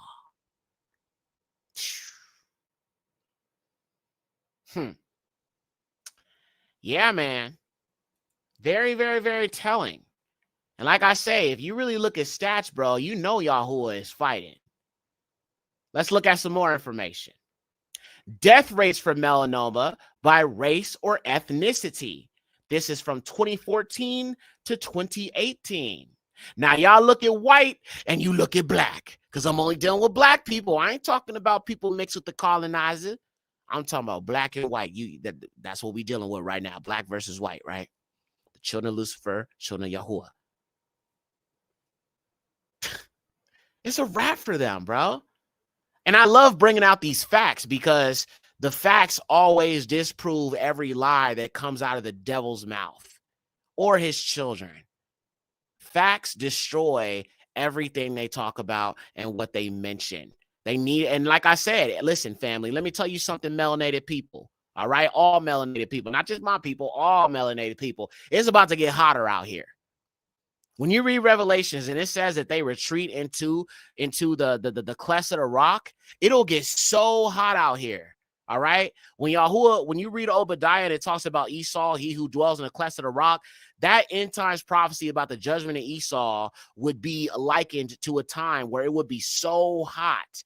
These people would flee into their underground bunkers to shield themselves from the sun. This goes back to Bill Gates. We talked in the last episode about how he's trying to dim the sun, spraying these chemicals into the air to cause a cooling effect. The children of Lucifer will do anything by all means necessary to try to survive. And Yahuwah is turning up the heat because their time is up. So only the people that he made will survive through all of this. Of course, his chosen will survive. But the judgments, most of the judgments you read in Revelations are really about the children of Lucifer. Not saying it's not other people too. It's the children of Lucifer. It's all other nations attached to them. But a lot of it is really about them. If you really, really pay attention to those prophecies, those scriptures. Who do they consider black, though? I think, sis, with this particular statistic, I think it would just refer to people with melanin in their skin, specifically, in most Western countries, at least. National Cancer Institute. Yeah, this would be U.S. data. So according to American data, this is what we got. Yeah. Very, very, very, very interesting, man. That's why I say, man, you know, Minister of Information, we got to pull out these receipts, y'all. Let's look at some more information. I got more. Melanoma diagnosis lower among Black Americans, so-called Black Americans. White people are 250 times more likely to be diagnosed with melanoma. Now, look how small that number is when it comes to so-called Black people.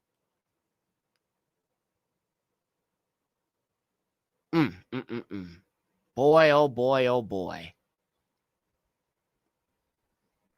It's like the statistics, bro. They really they bring it home. They really, really bring it home. They really, truly do. And that's why I say, like, you should not hate anything about Blackness. Like, it's the most beautiful thing.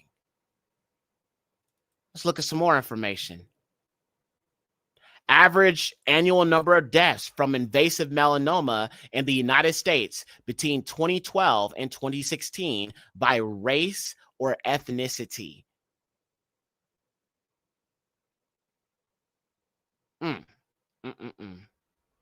So you got white Hispanic. They have a much lower number versus just the pale whites, like just the straight whites, right? You got white Hispanic, and then you've got the whites. The whites, straight whites, they are the highest. But the white Hispanic, that's why I say they breed with everyone that has that melanin, because it's their survival tactic. So you can see that the white Hispanic can outlast the Caucasian. And when you look at the numbers for Black, you see 131. Now, when you factor in American Indian, Alaska Native, Asian Pacific Islander, you can see that the numbers are much lower. But a lot of these people really are more conditioned, and they're more conditioned, and they're more able to handle much more colder weather. So a lot of them are not as susceptible to these type of things as you might think. But you can see here that if you look at the American Indian, Alaska Native, right? These are people who come from very cold places. Like I said, some of these white, Native Americans, they're from Siberia. They're from the coldest of the cold of the cold up on the cold up on the cold. So they're less likely because they're more cold adapted. Pacific Islander would be about the same thing. The Hispanic is just a little bit above the white Hispanic. So if you look at the white Hispanic, you get 233. And if you look at the actual, just the plain Hispanic, they are at 237, right?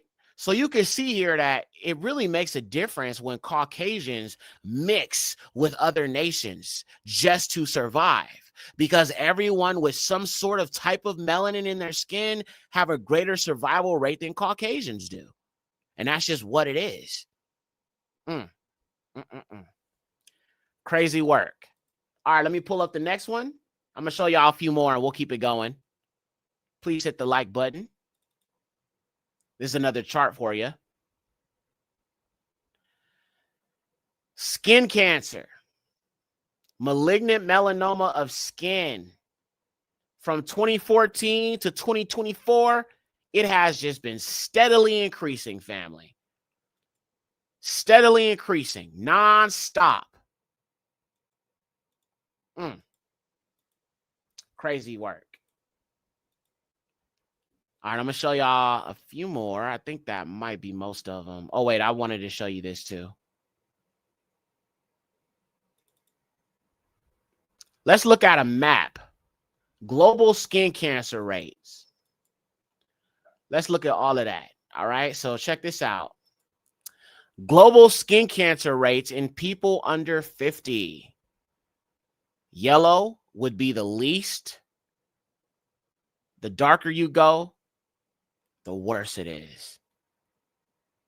Why is it every time we look at the continent, they reign supreme?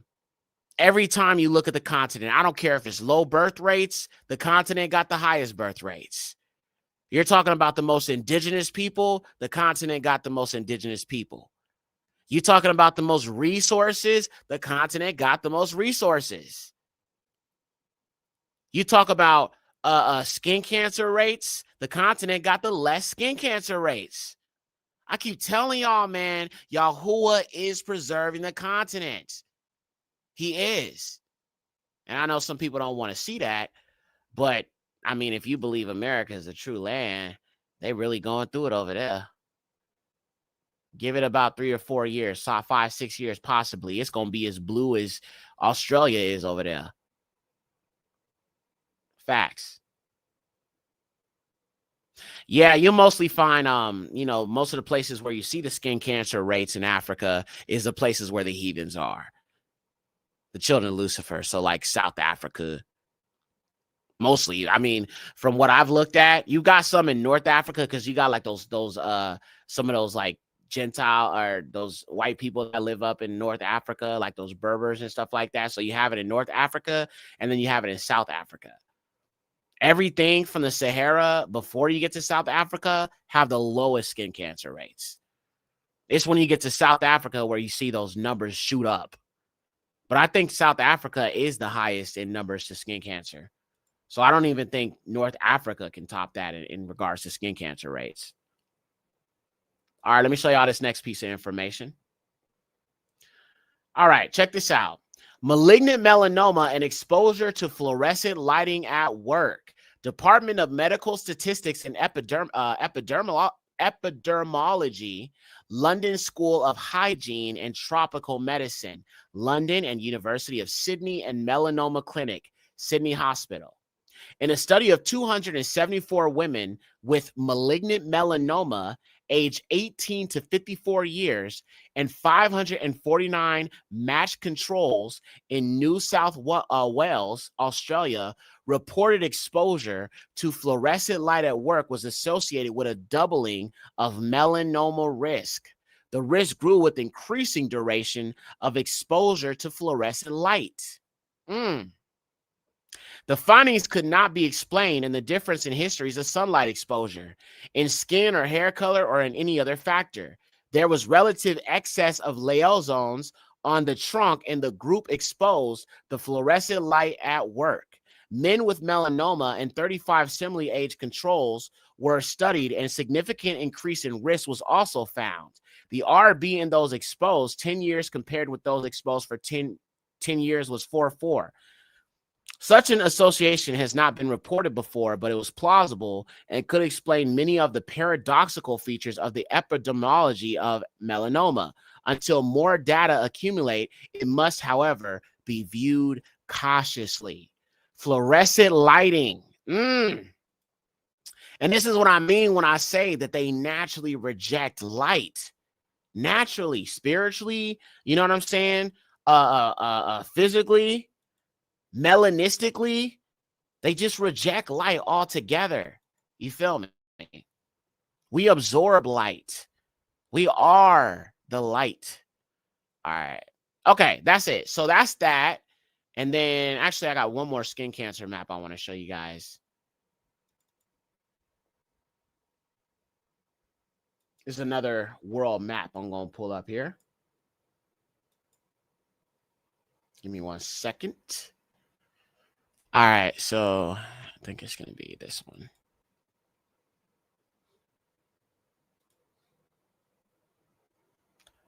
Okay. All right. So here is another map for you to check out. Let me make it bigger, no diddy. Okay. So as you can see, the lighter in the yellow, the less skin cancer. The darker, the worse it is. But look at Africa. Africa just chilling. And it's like every single statistic I show you, it seems like Africa is always on top. And that's something that I've just noticed. I'm like, that's definitely not a coincidence. All right, let's see. We've been on here 2 hours. All right, y'all. Let's move on to the next section. Just wanted to show y'all a few things there. All right, so moving on. I will now proceed to take you through some of the research, and we went through some of that, so all praises to the Most High. Now, Elon Musk is a huge supporter of this transhumanist agenda, and there is a reason he is running a supercomputer in Memphis where the Yahudim are. What is Elon's ultimate goal? We will explore this in the next episode.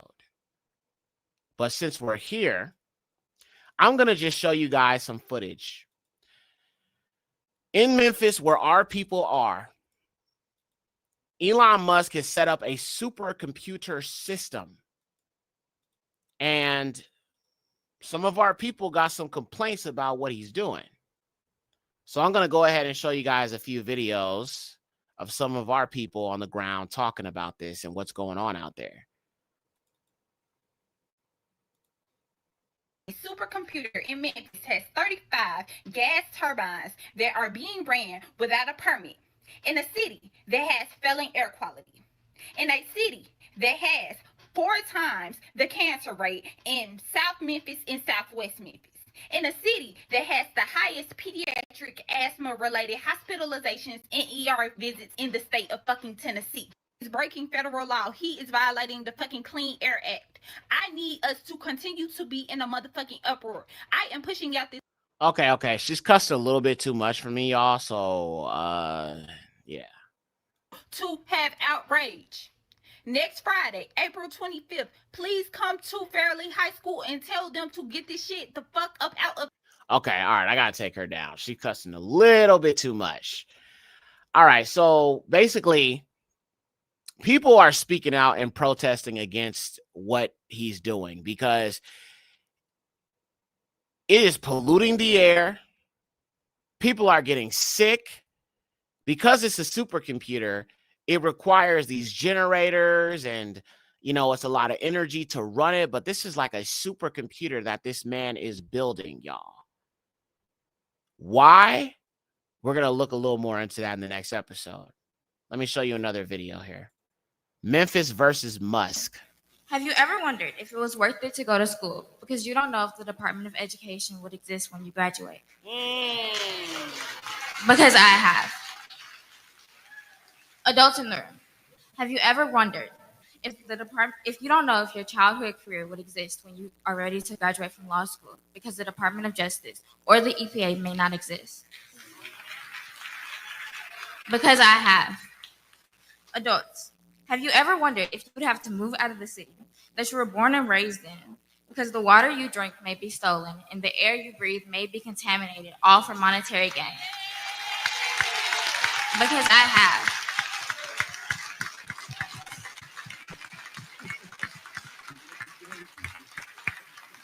I love my city, and I would like to do amazing things in my city.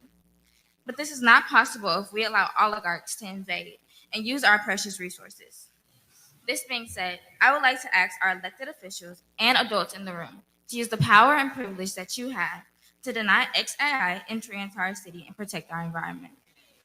Mayor, City Council, and Chamber of Commerce, I would like you to also use your power in this moment to take action and protect your constituents, especially those, such as the youth, who have no say in our electoral process. And I would like to leave you with one final thought. All money is not good money. So who is this tyrant's money good for? Thank you. There you go. All right. I see you, daughter of Zion. You know, you got them all the way together. You know what I'm saying? You got to speak on it, man. I mean, he's putting black. Why? Why is he going to the hood where is predominantly black? Why is he doing this? That's the question you got to ask yourself. Is he want to be in proximity to Melanin for his supercomputer? Because I've been telling y'all, I believe Melanin is the missing link to make AI fully become like what they call God. And that's what this series is helping you understand. Here's another video. Somebody on the ground. Such a disturbingly unique smell. Mobile gas turbines.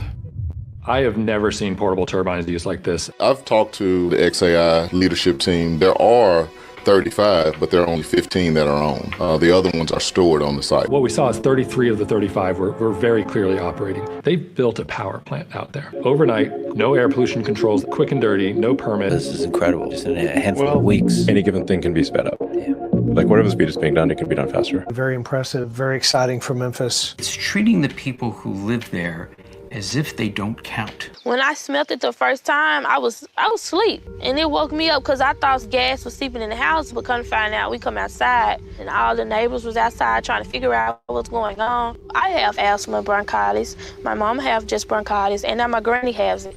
You can't hardly breathe. It's just like your whole world is collapsing down on you. The area around XAI leads the state in emergency department visits for asthma. Memphis has one of the highest rates of toxic air releases of any American city, and many of its most polluting facilities are in this neighborhood. They're emitting somewhere between 1,000 and 2,000 tons of NOx, larger than anything else in Memphis. Formaldehyde causes cancer, and particulate matter, airborne soot, can pass through your lungs and into your bloodstream, causing heart disease. We expect them to do what is in our best interest. I don't know what just happened there. Let me play it again. Now, Elon Musk, that stops now.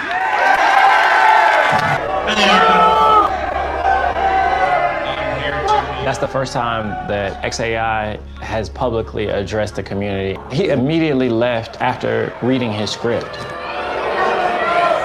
It's extremely disrespectful. The EPA has done nothing, and Elon Musk is doing what he can to keep it that way. The EPA announced plans to roll back over 30 air and water quality standards. The new head of the agency describes promoting the AI industry as a core part of the EPA's mission. It's about unleashing energy dominance, making America the AI capital of the world. And the EPA can't be restrictive of that. I'm happy to announce that XAI is increasing their footprint. It's building a second larger data center. Oh yeah, we've already started work on the next cluster. Yeah, about 5 times the power. Where its construction permit application indicates it's considering using between 40 and 90 gas turbines and enough electricity to power 40% of Memphis. So we're not like stopping here. Trailer after trailer of generators until we get the utility power to come in. You know, it's like interesting. It's not like, oh, we just magically made it happen. You have to break down the problem, just like. This is what my problem is with the children of Lucifer. This is what my problem is with the children of Lucifer. All they care about is making money. They don't care what they destroy. They don't care who they harm in the process of making money. All the children of Lucifer do is fill their pockets with their God. One of their gods is the almighty dollar, and put our people at risk so they can make some damn money. Oh, they disgust me. I really, really cannot stand these people, y'all. I'm so serious. All right, I'm going to show y'all some more videos about this. Let me go to the next one. And I'm also going to take you to the website.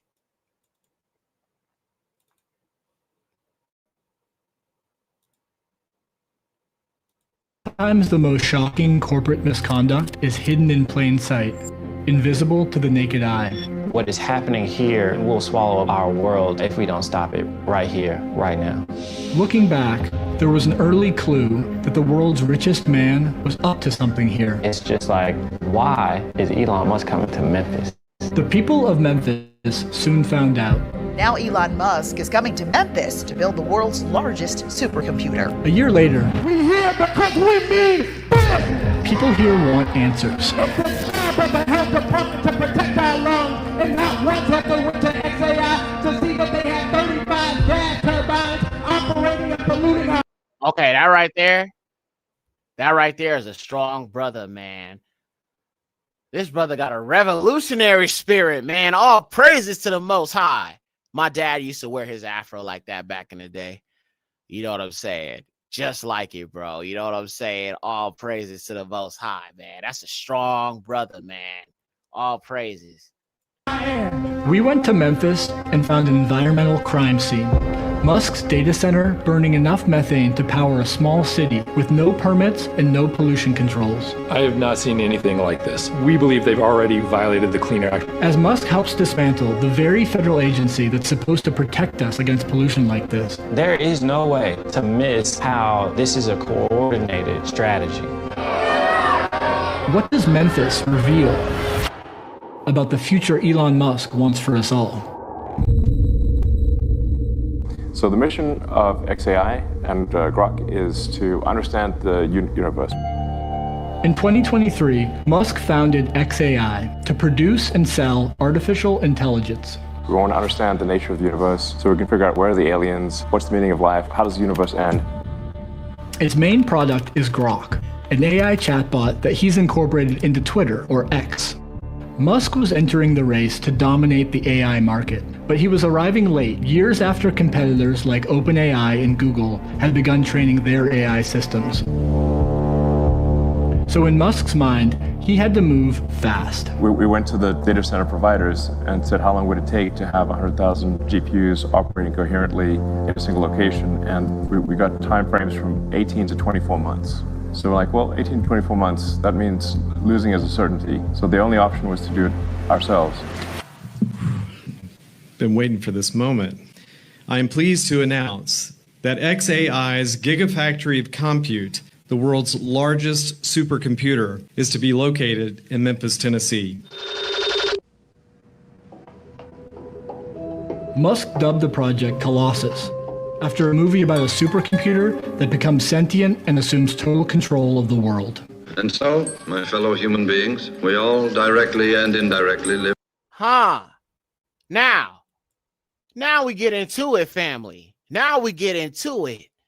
Could this supercomputer that Elon Musk is building deep within the slums of Memphis, Tennessee, where all of our people are,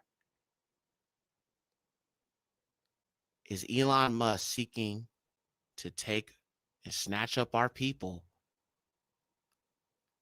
to experiment and connect melanin to this AI God system?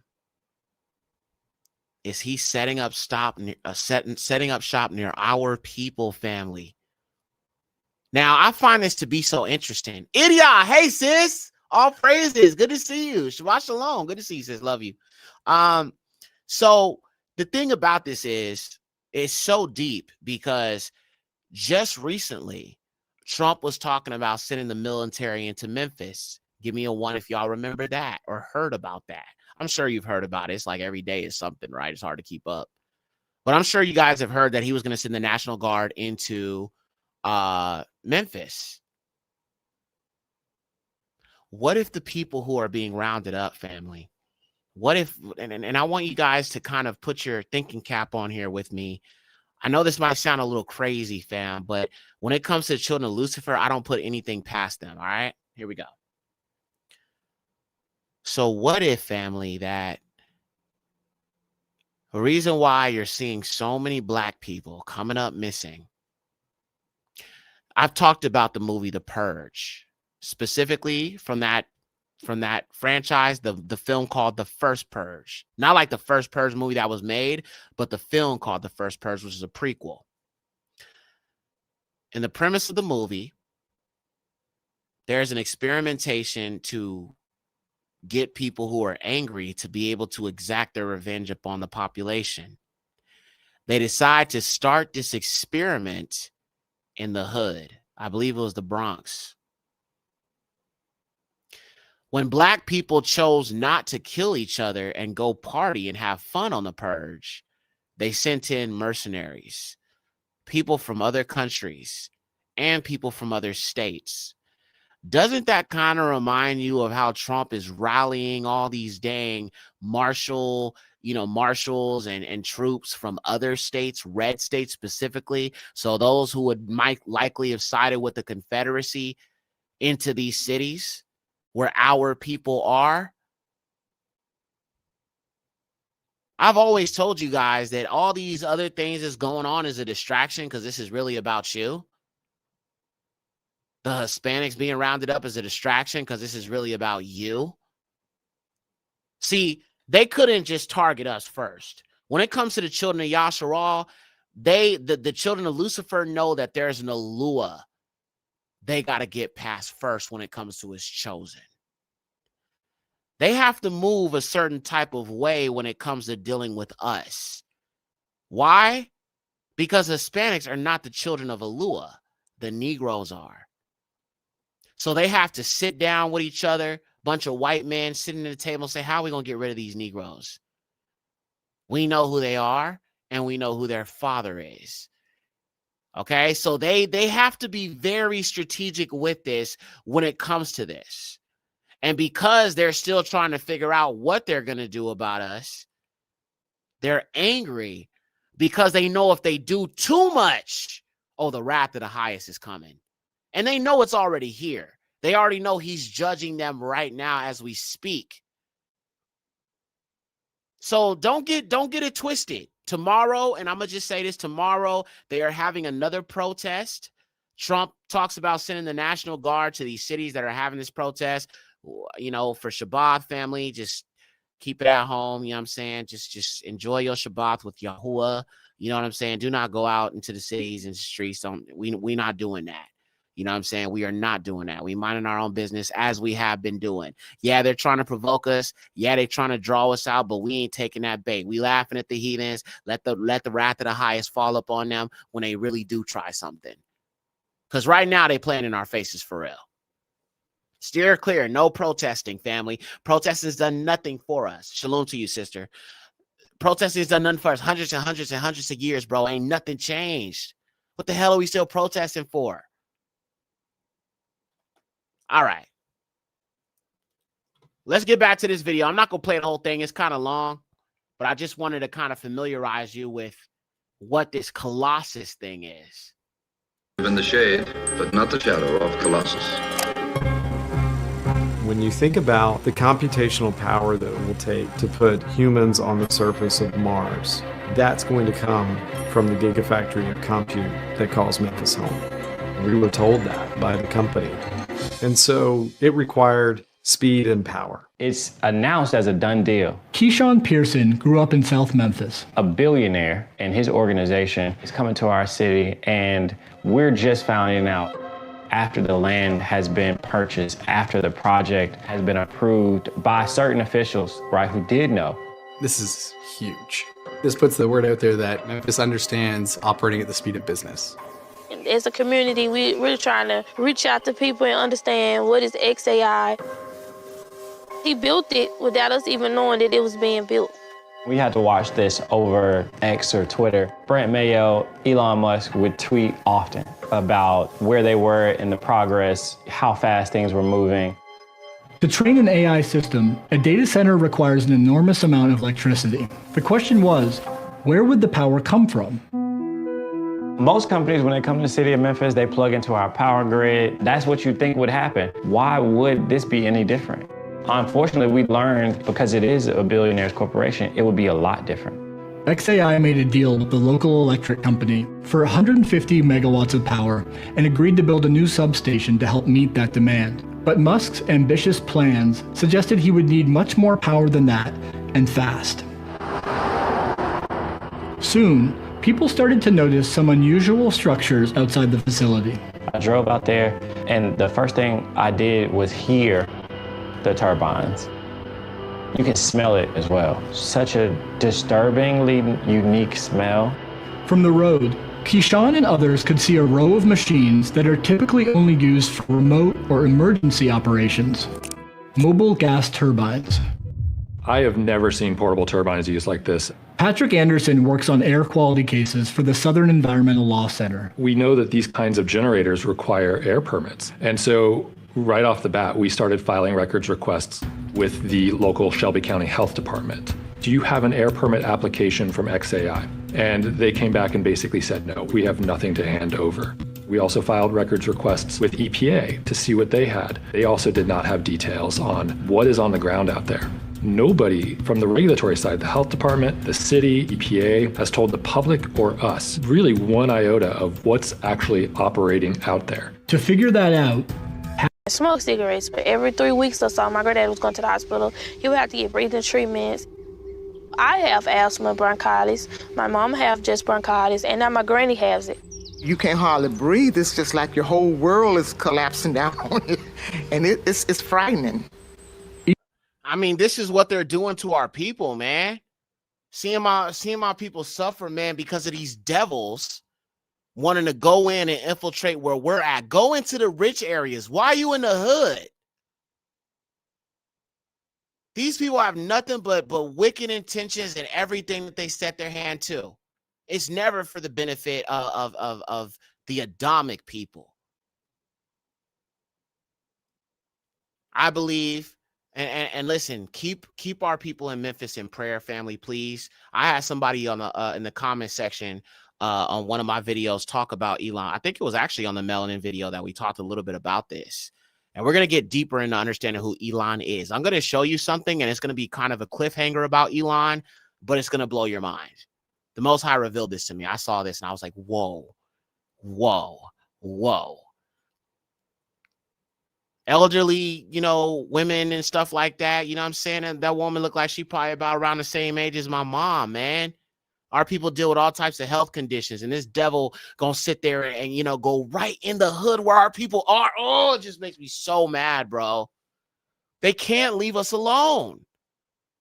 He's not. No, listen, he is not. And I'm gonna show you who he is in a second in the scriptures. We're gonna get scriptural with it. So let's finish up these videos, and I'm gonna get to the scriptures, and we're gonna close it out. All right, fam? Love y'all.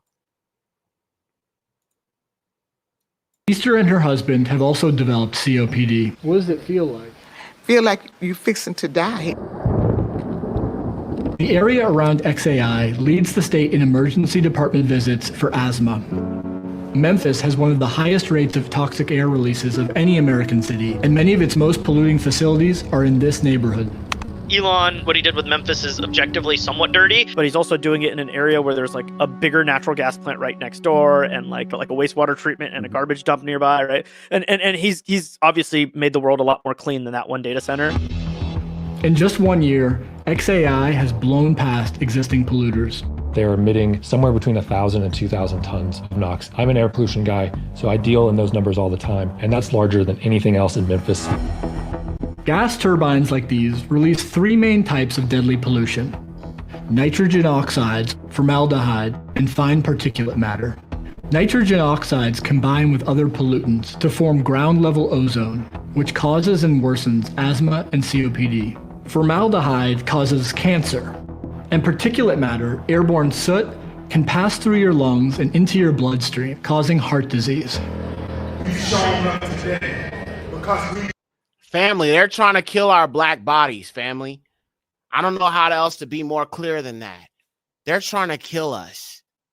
They are trying to kill our people, family. I can't say it any other way without just being direct with you. This is an attack on Jacob. This is an attack on our people. And I have been saying so long that our people are under attack. But people was all like, no, Yek, man, it's not like that, man. They're just trying to help us. They're our friends. What? Where are the white people protesting this? Where are the white people storming that dang plant like they did the Capitol for their dang Donald Trump? Where are the white people standing in solidarity and going to overthrow this system? Where? They ain't doing anything. They ain't doing anything. They just look at it like, well, if it don't affect me, oh well. Everything that's coming, everything that Yahuwah is judging them on, they deserve every bit of it. Every bit of it. Justice belongs to the highest. Justice belongs to Yahuwah. They don't care, but he does. And right now, what they're doing is playing in his face. The children of Lucifer don't repent. They sit there and lie to you and say that they repent while continuing to do evil. That's a wicked people. That is a wicked people. They don't understand the meaning of the word repentance. That is not a true thing to them. That is not something, a concept that they live by. You kidding me? They don't believe in repentance.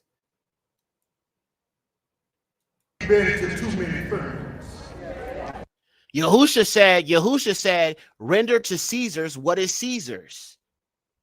Everything that they stole from us, they owe us.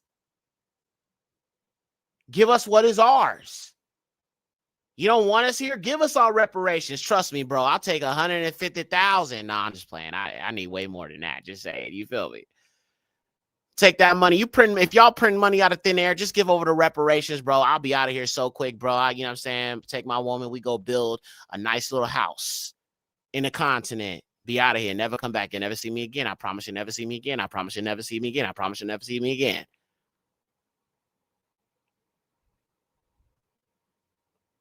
This is absolutely diabolical, y'all. And I think it's important that our people I think we're going to have to start another fast next week. Aki, shout out to Dennis.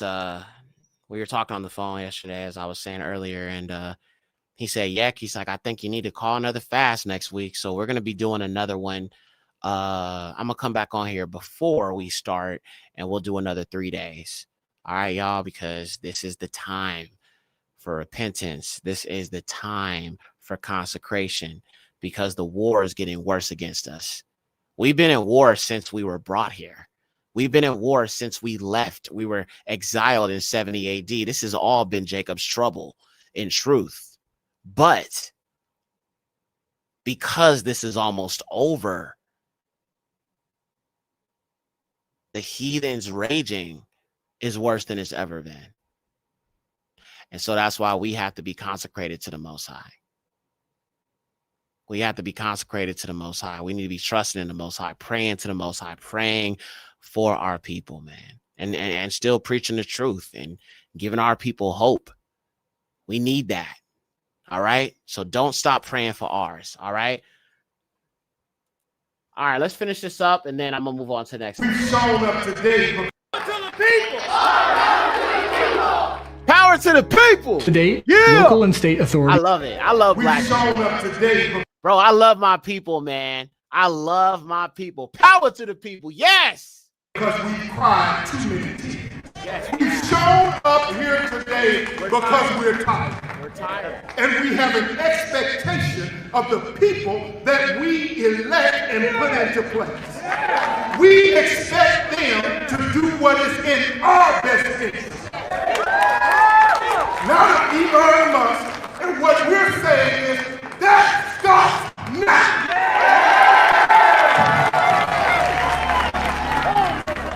In April, hundreds of people came to a high school in South Memphis to talk about XAI. Welcome to the new generation of environmental justice. Stop being a coward and say no to this permit today. Get a backbone, because in Memphis we don't bluff. Period. In January, the company belatedly applied for a permit to operate. I love my people, man. I love my people. I love my people, man. This is what I'm saying. Like, if we could just all take that energy into serving Yahuwah and coming together and killing the diaspora wars. Homie, you realize how powerful we are? Come on now. Y'all want to divide and y'all want to separate and y'all want to, delineate. They fear us. And y'all want to be divided with this small minority of demon seed children? Some of our people are even scared to say anything about Charlie Kirk. To hell with Charlie Kirk. They feel like they're going to come for you if you say something about Charlie Kirk. They're going to dox you. Screw Charlie Kirk. Screw that racist pale seed devil. Right now, he's in that place of torment in Sheol. Right now, he's there. You think he's in paradise where Yahusha went? Where Abraham went? No! He hated Abraham's children. He hated Yahusha's people. Unless his last words were, Yahusha, forgive me for hating your people. But no. His last words were to turn into a conversation about gang violence. Imagine all black folk being on one accord. Sister. We are powerful, and we know we are. It's just all of these agendas to divide us is just it's relentless, sister. It is relentless. Everything to divide the children of Yasharal is just working full time.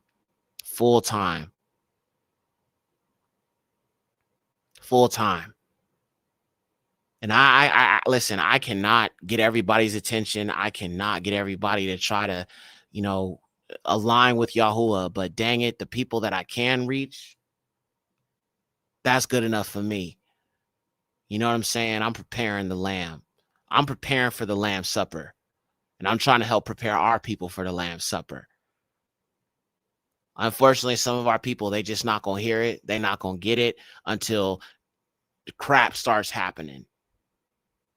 But I know the Most High is merciful. I know that he will do everything he can to continue to wake his people.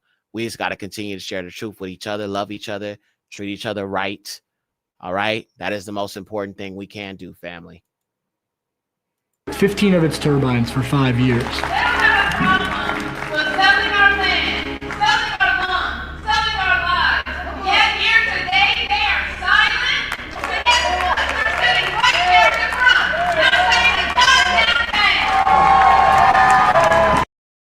Bro, they had a black oh man, the black woman that sold her people out, family.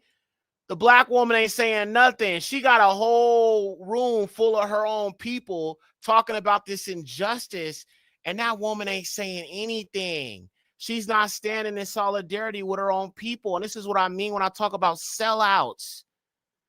She's in it for her own self-interest. Yeah, you got coons. You got male coons. You got female coons. You got all of that. And her people are calling her out because that's got to hurt that your people are calling for justice and you're sitting there not saying anything. 15 of its turbines for 5 years.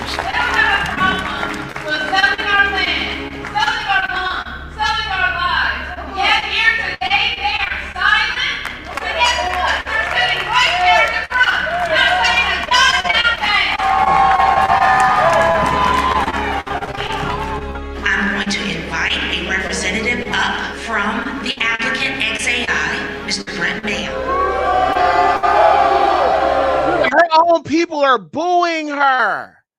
That's gotta hurt.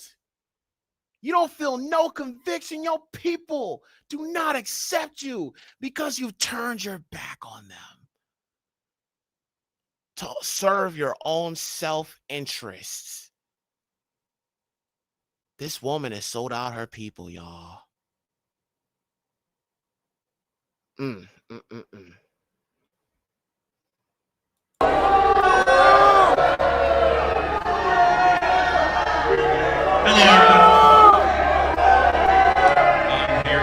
That's the first time that XAI has publicly addressed the community in any way. I understand. I hear the statement, but again, XAI is committed to meeting the highest standard for emissions. XAI is going above and beyond the required emission control. Into that. Thank you very much. Afro-Dominican, all esteem to the Most High Yahuwah, all praises to the highest. Yada Yahuwah, Shabbat Shalom, Aki. He immediately left after reading his script. It's extremely disrespectful. It's time to start telling the truth. The truth is that XAI, who just ran up out of here, they have no controls that prevent air pollution or decrease air pollution in their factories. None. That's the truth.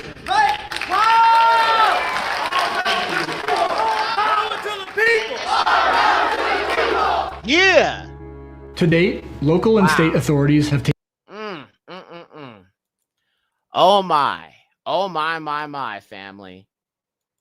All right, I'm gonna play. I got a few more videos here. I'm gonna show y'all, and then I'm gonna show y'all who Elon really is. This is gonna mess you up, so please stick around. I promise. If you're getting sleepy, just give me like 20 more minutes.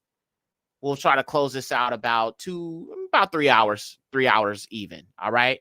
So just stick with me because it's going to get interesting and it's going to be a cliffhanger. So you know it's going to be good.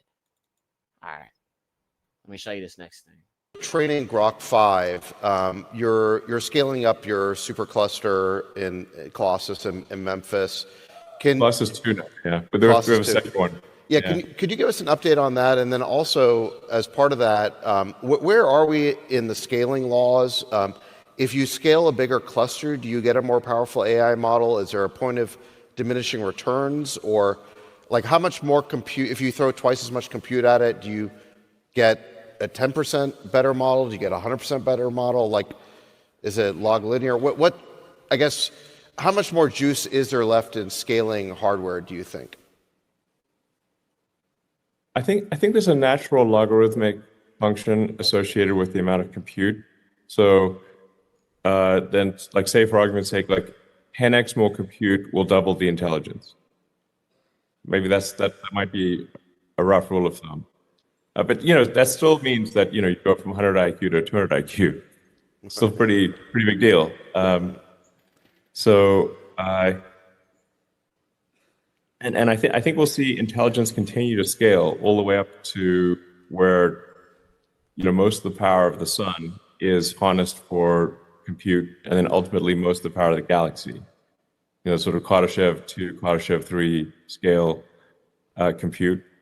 So I guess once you think about artificial intelligence not as sort of this, a destination that you reach, but really as part of the overall escalation of intelligence that we are aware of. Human intelligence is also scaled as as the population has increased, and we've been able to store more and more information. Human intelligence is scaled. Now, because of population declines and low growth rate, human intelligence is somewhat plateauing. And all right, now, who is Elon Musk? Let's look at something here. Let's go to Genesis 36.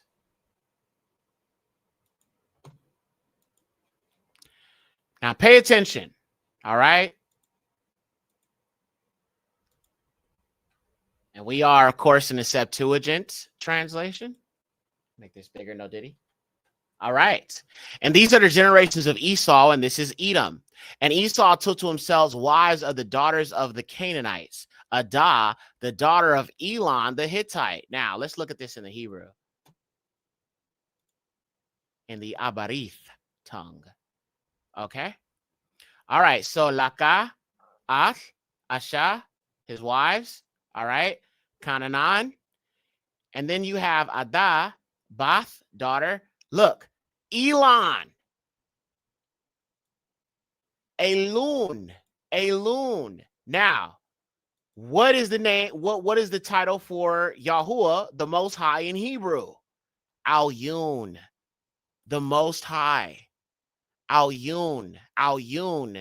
So if I say Ha-Al-Yun, that means the Most High, right? That's how you would say it in Abari.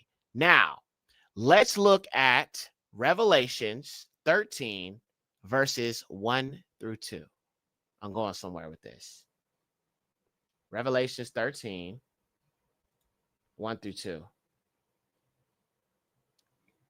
And I stood upon the sand of the sea, and I saw a beast rise up out of the sea, having 7 heads and 10 horns, and upon his head the name of blasphemy. He's calling himself the Most High, Al-Yun, Elyon, a descendant of Esau. Interesting. And he's the one that's behind the beast system. He's the one that wants to put a chip in your brain.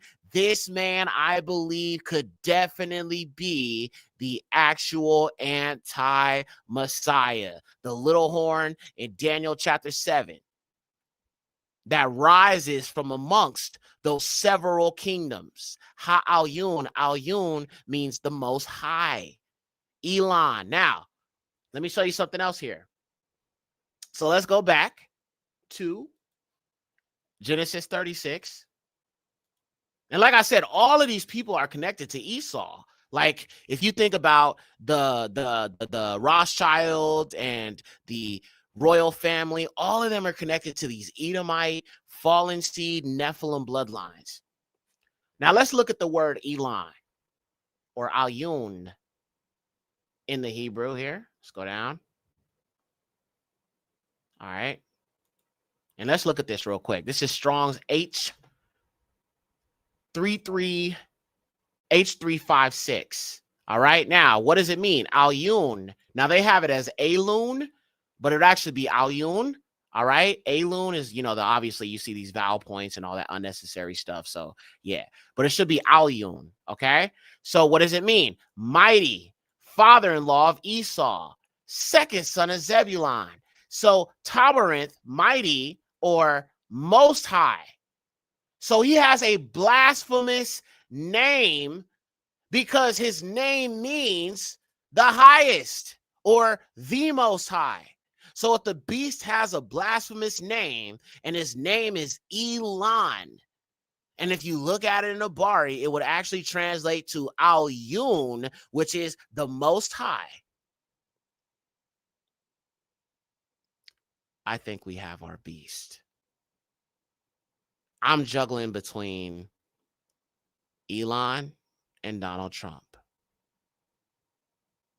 but I'm leaning way more towards Elon when you factor in the Yabari. Yeah. Nah, Yek, read the verse of AI, City of Ruins. Isn't that Joshua, sis? Isn't that the book of Joshua that's mentioned? Can you give me a scripture for that? I think that is Joshua, if I'm not mistaken. If you want to give me a precept.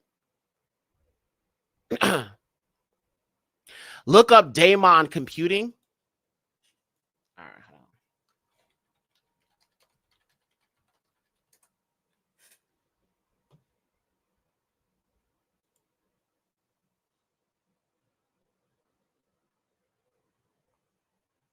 I don't see anything for that. It's just like different types of software, blockchain.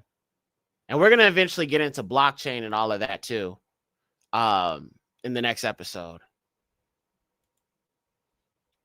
Me too. I made the Elyon connection a little while ago during my studies. Yeah, like I recognized it a long time ago. Like when I was doing Esau and the Horites and I was going through the genealogy of Genesis 36. I was like, Ayun, Elon. Very, very, very, very interesting.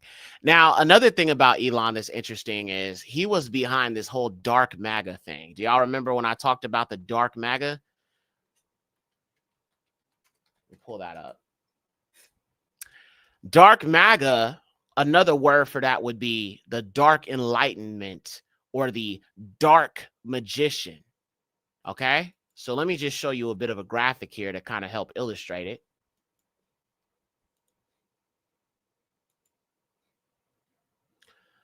All right, so this would be kind of what the dark MAGA thing is. Okay, so you have Trump, the chaos agent, and then you have Musk, which is the techno magus. All right.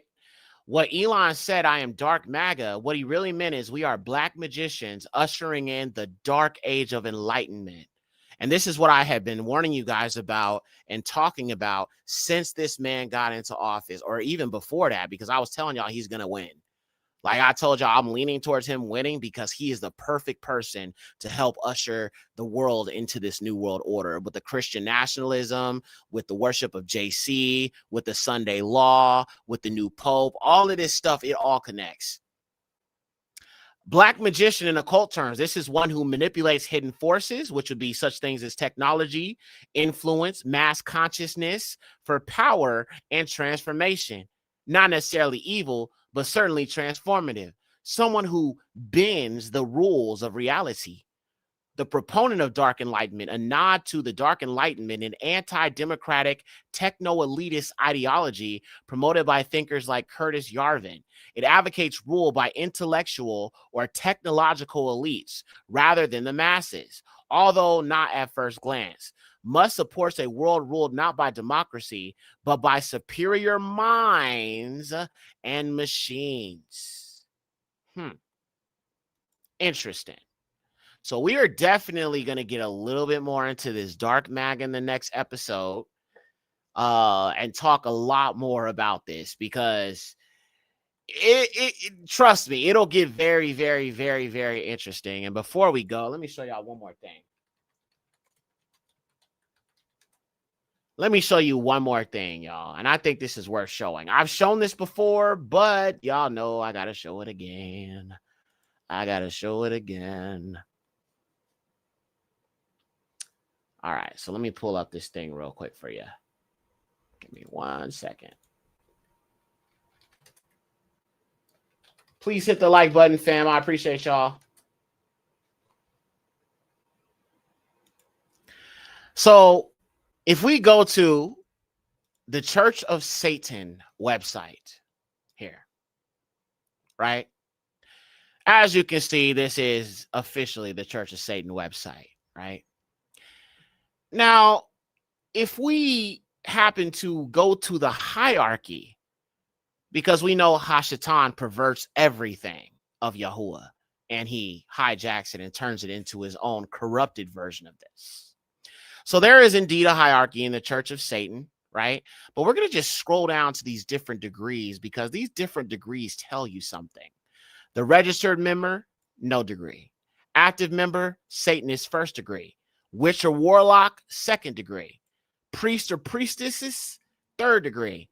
Magistra or magister, fourth degree. The highest degree, MAGA, is the fifth degree. The highest degree of the Church of Satan is called MAGA. This is the dark enlightenment. This is the dark enlightenment. These people are controlled by their father, the devil.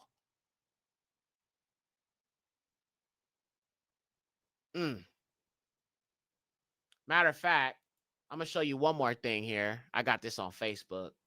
I had posted this a while ago, and this was like back when people didn't really wake up to what he was on yet.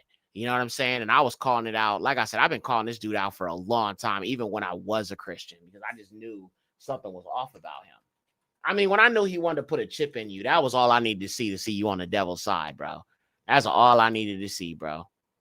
Let me show you how they've been telling you about the right wing being on the devil's side since the beginning. Let me just take you down memory lane, because I know some of our people were supporting this foolishness. Let me just show you what I've been calling out and saying is coming. All right. Do y'all remember the Republican National Convention? Did not show you how they got Novus Ordo Seclorum right here in plain sight, and they got the house nigga standing right in front of it. Novus Ordo Seclorum, New World Order of the Ages. This was at the Republican National Convention. They were telling you they're ushering in the beast system. They were telling you they're going to bring about Satan's kingdom. They were telling you that their whole agenda is to usher the world into the worship of the beast. And I told you, everything about this beast system is racism. You can't persecute the children of Yasharal without racism. JD Yasharal says, you have a link for the MAGA term? Yeah, here, I'll put it in here. Link. If you just go to the Church of Satan, you'll find it, but I'll just give you the direct link. Hold on. All right, let me post it. So the truth has been in, here it is right here, Aki. So the truth has been in plain sight since this whole thing went down. And I that's why I was so confused how so many of our people don't see this. I'm really, like, I really didn't realize how deep our people are in Babylon. So you have the Novus Ordo Seclorum right here, which is on the back of your dollar bill, which means the New World Order of the Ages or New Order of the Ages, right? You had that. Then you have Elon Musk and Donald Duck Trump. And right here, he got his son up here. And look what it says. Novus Ordo Seclorum. Bro, how... And these Christians, that's what's crazy. These Christians, bro, they saw this and ignored it. They're supposed to be the truthers. They're supposed to be the ones who understand the wicked world and the World Economic Forum and all these Luciferians. But when they saw this, they ignored it because racism was greater to them. It's crazy how you can see the devil show his face and you still side with it because racism is more important. And this is Novus Ordo Seclorum, which is on the back of the dollar bill. And that's exactly what homeboy Tim Scott, the house Negro, was posted in front of. Yeah, they got the house Negro to do that. So the house nigga is helping bring in this new world order. And they used him as nothing but a puppet. They couldn't get a white man because they didn't want to give it away too much. Now, check this out. Let me show you some more stuff about Elon Musk. When he first bought Twitter, he was wearing this. And it was his profile picture for a very, very, very, very long time, yo. Look at that, a Baphomet. This was his profile picture for a very long time, y'all. Upside down cross or whatever. You got the Baphomet right here. And you know, like I said, Esau mixed with the Horites. And so one of his daughters, Elon the Hittite, took one of Esau's sons, or Esau's sons took one of his children, one of his daughters. So it's that Horite, Hittite, Canaanite, fallen bloodline that these people are mixed into. All right, let me see if I can find this other thing because I did another post about him. I think that was it. Yep. All right, cool. So we'll stop there, fam. Thank y'all again. I appreciate you guys. Love y'all so much. All praises to the Most High Yahuwah. I appreciate y'all. I'm not going to stick around for questions this evening. I think I'm just going to go ahead and jump off.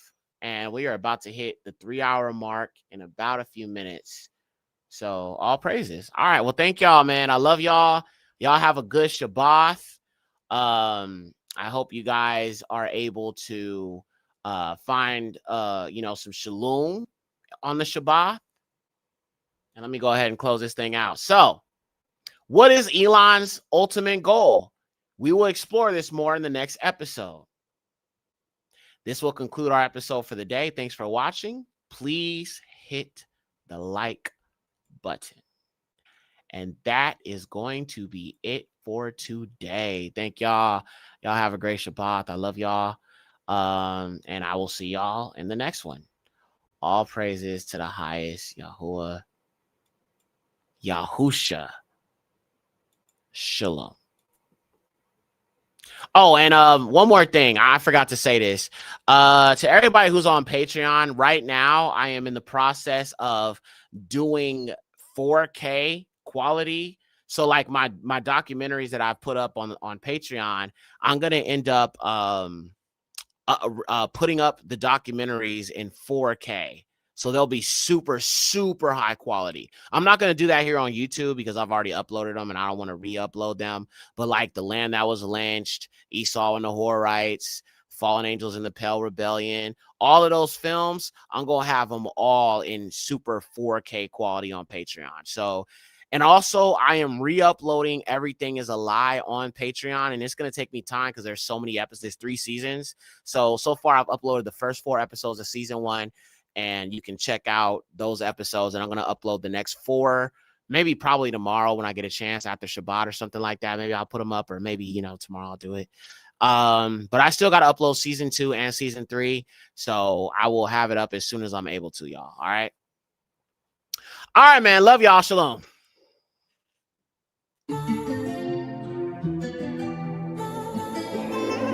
Hey, Yekcyr.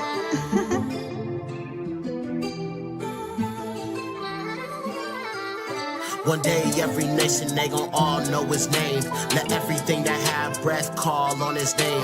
Yahuwah is Alua, bring no harm to his name. Palms to the heavens, I belong to his name. One day every nation, they gon' all know his name. Let everything that have breath call on his name. Yahuwah is Yahusha, bring no harm to his name. Palms to the heavens, I belong to these names. Bow down, bow down, every knee shall bow. Yahuwah is his name, I proclaim it out loud. Bow down, bow down, every knee shall bow. Yahusha HaMashiach, I proclaim it out loud. Those that worship Yahuwah must worship him in spirit and in truth. How can you do that if you attach your worship to a lie? There is no power in the name of Jesus or any other name given to man other than Yahuwah Yahusha. Barabba Hashem Yahuwah Yahusha. Tarasha Canaan Ukasad Yahuwah Alua Heinu Basha Mayam. One day every nation, they gon' all know his name. Let everything that have breath call on his name. Yahuwah is Alua, bring no harm to his name. Palms to the heavens, I belong to his name. One day every nation, they gon' all know his name. Let everything that have breath call on his name. Yahuwah is Yahusha, bring no harm to his name.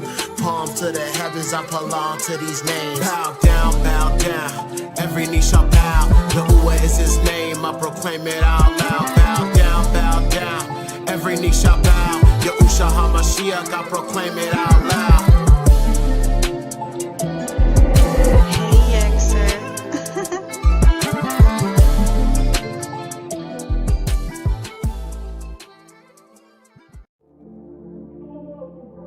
Thank you for watching.